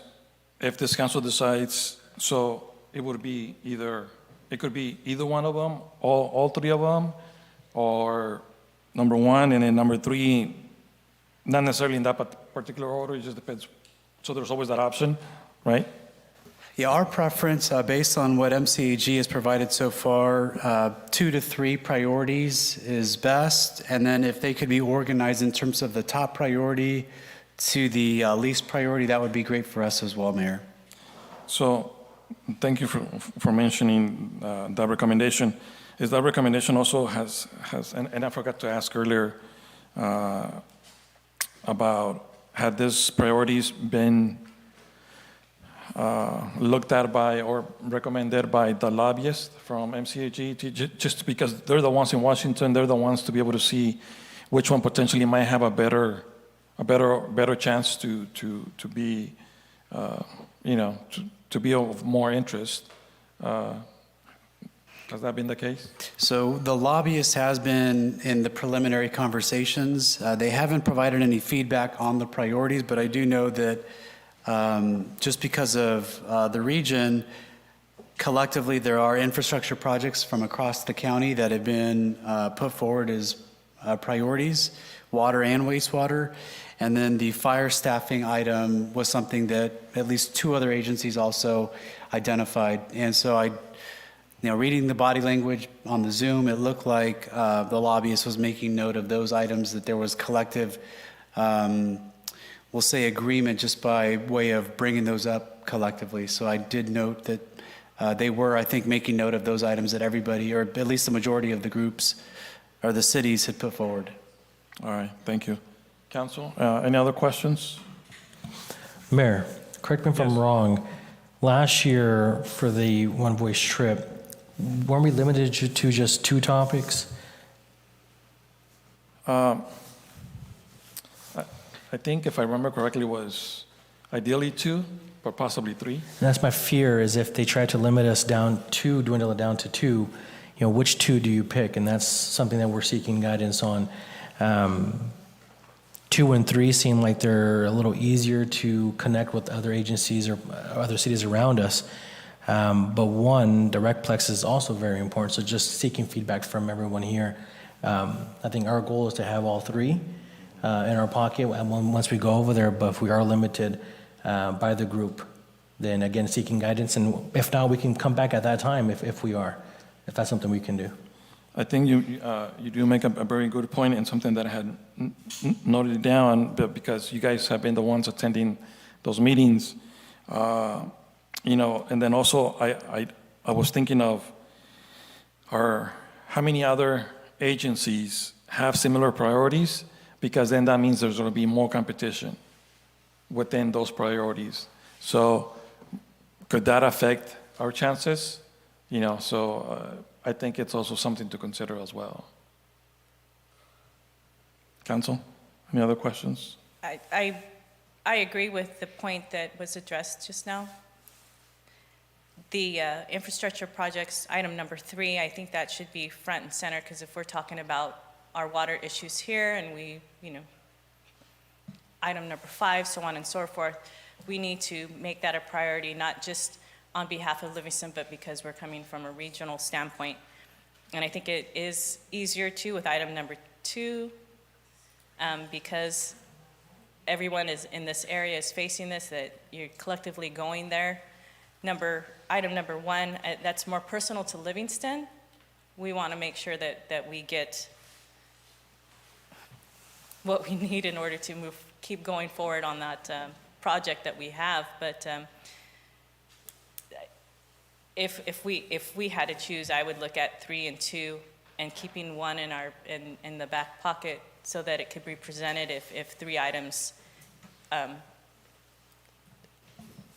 were acceptable for this meeting, the one voice trip.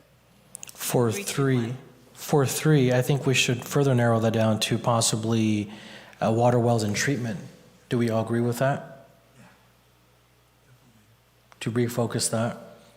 Keeping wastewater there in the back of your mind, kind of on the back burner, but really focusing on the treatment and the water itself, the water wells. Oh, I wish you guys luck, but we are sending our brightest, so.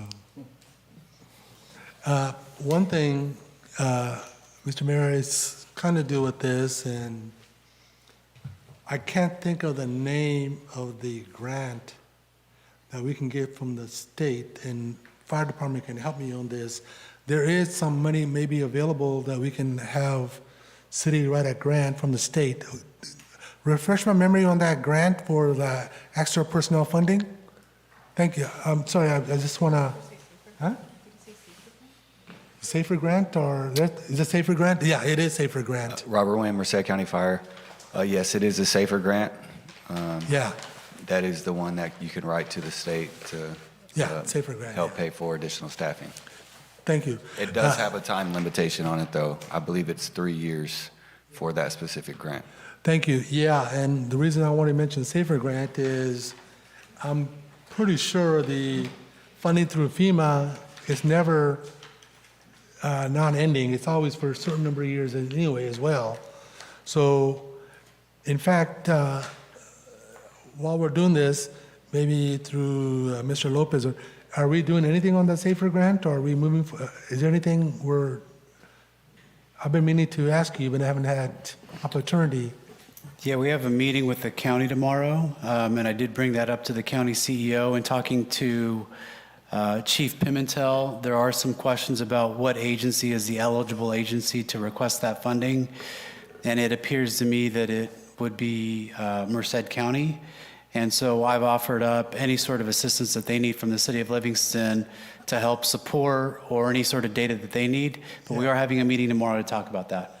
Yeah, and then slightly keep me in check, Mr. Attorney, just to make sure when we're asking those questions that whatever we get as far as grants are equally applied, not towards any particular station, that it should be applied anybody that's got a contract with the county and to be distributed equally amongst all stations.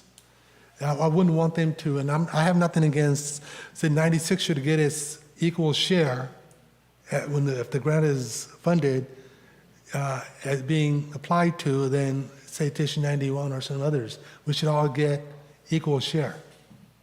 Just want to make sure that there's an understanding on that. Yeah, I don't know how the county is planning to submit that application. I know that they submitted one last year and it wasn't funded. I know that the city of Merced did apply, but they have their own fire department and they were awarded that grant. What I will say, though, is that last year we had a meeting with FEMA, and we did bring up the SAFER grant last year to say, hey, look, we're looking to apply for this, so be on the lookout. So it is, I think, a really good opportunity to pursue, especially considering we brought it up to them last year. Yeah, just wanted to put that out there with everybody so you guys have the information. Thank you. Council, any more questions? No. So if I understand correctly, I want to make sure that I have this correct. So the top priority, infrastructure, including new water wells and treatment in particular, the SAFER grant, and then the third would be the RecPlex. Did I understand that correctly by consensus? Yes? I'm seeing 4 nods.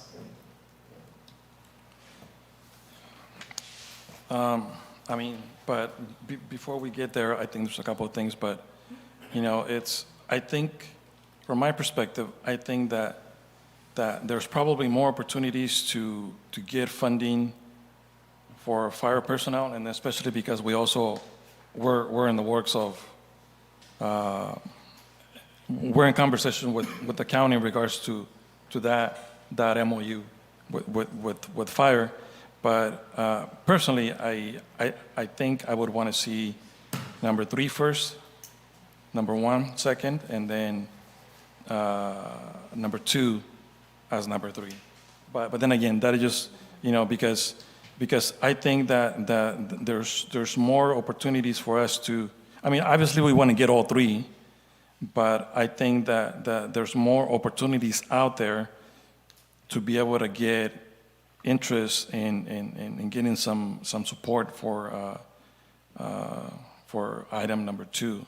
I mean, if we get all 3, then it's great. But I think, you know, there's a better chance, based on conversations that I had with our state representatives. I think number 1, I'm sorry, the RecPlex has a pretty good chance, and especially because there are some deadlines that need to be met for the original grant to be able to for the funding to be used.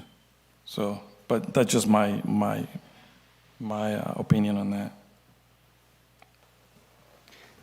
So with that, if I could have a motion maybe, or... Let me go out for public comment. So is there any public comment on the phone in regards to this item? Hearing none, any public comment in the chamber in regards to this item? Bringing it back to the dais.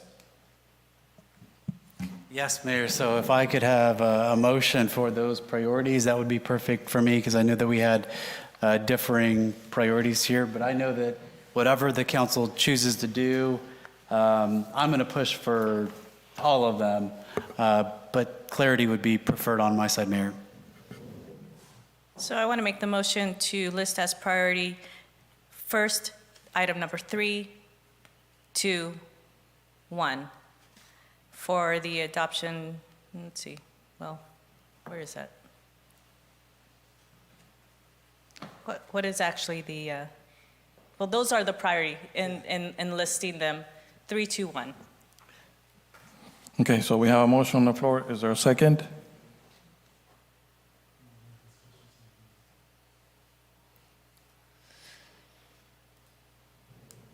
Council, real quick, in the last meeting we had with all the delegates, if my memory serves, and they were saying for things like, let me see, number 1, there was a big opportunity for that. So, and that would be for the RecPlex. So that's what I got from that meeting. I have the notes also, but I'm almost positive that's what they said. That was out there. And Christopher was in that meeting also. And that's the day my microphone went down at work. Well, Mr. Watt, since you were there, what is you're saying what priority should we put in since you've been? Well, I think we should go for just me, myself. Tonight we had a huge conversation about water.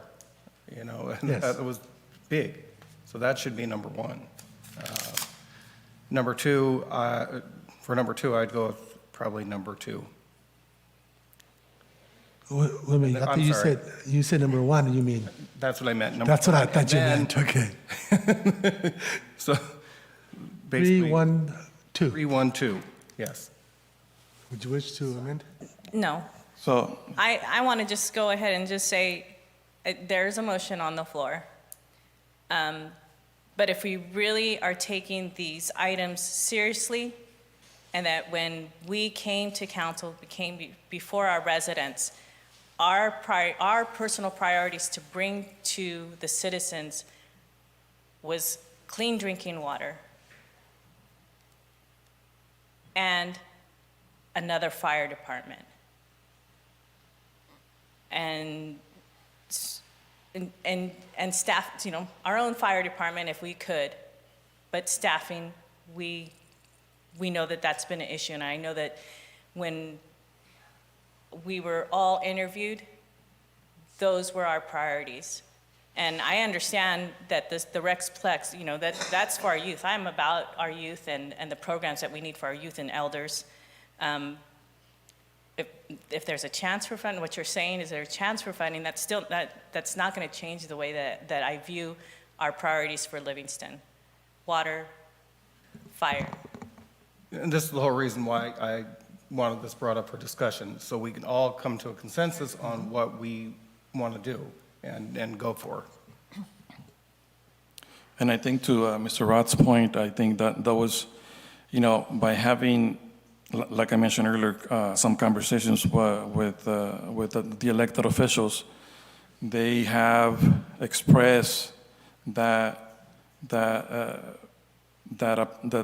we shouldn't miss the opportunity to look into the funding for the Recplex. And then that's why I asked, you know, based on the input from the lobbyist, which he's the one in Washington, he has a better feeling of potentially which items might get.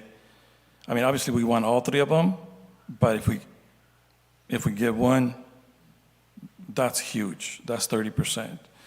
You know, so once again, I think that there's more opportunities to get better chances to get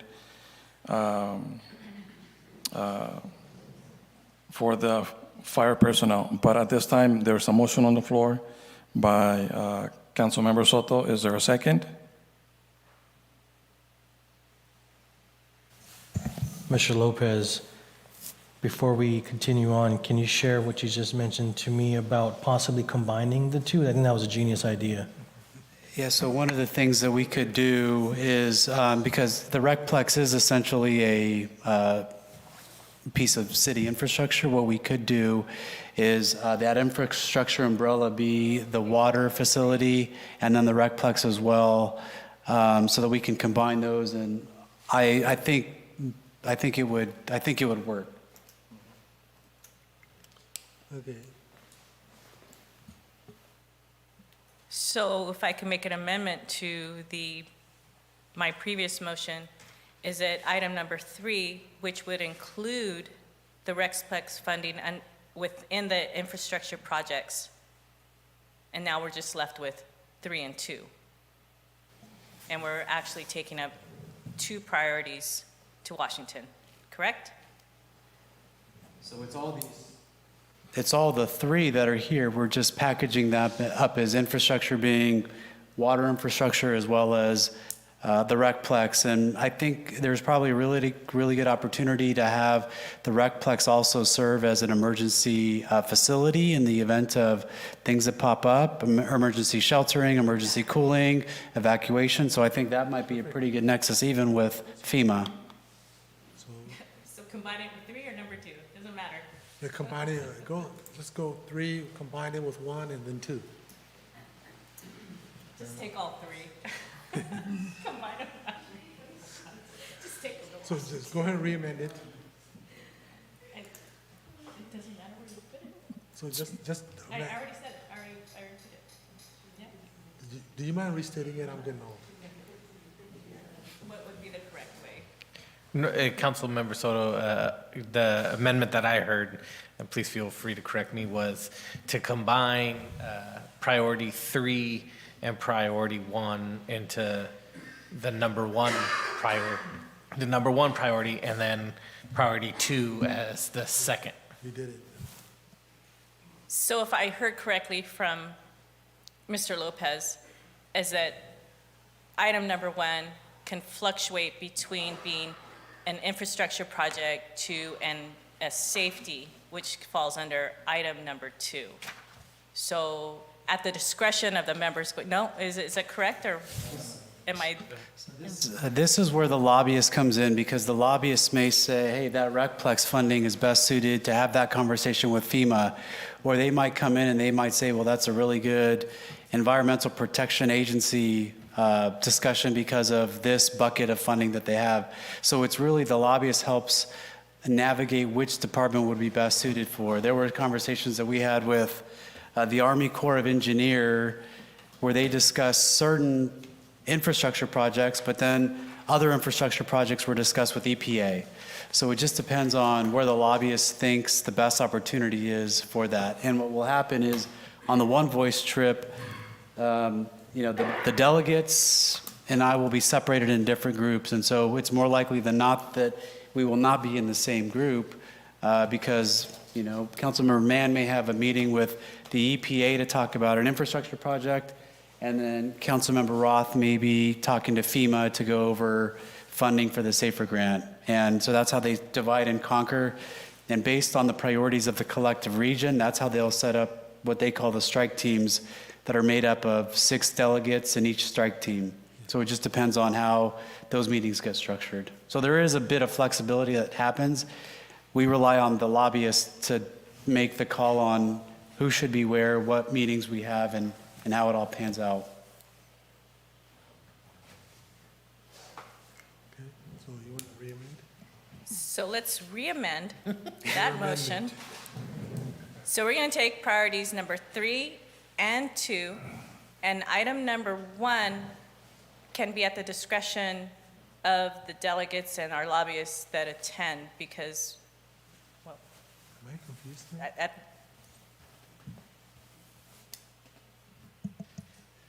Yeah, so if we call, We can't say Yeah. that we're going to place it somewhere, and so it falls into somebody. if it's infrastructure, I think what we do is we come into the One Voice group and we say we have 2 infrastructure policy priority areas, a RecPlex and the water system.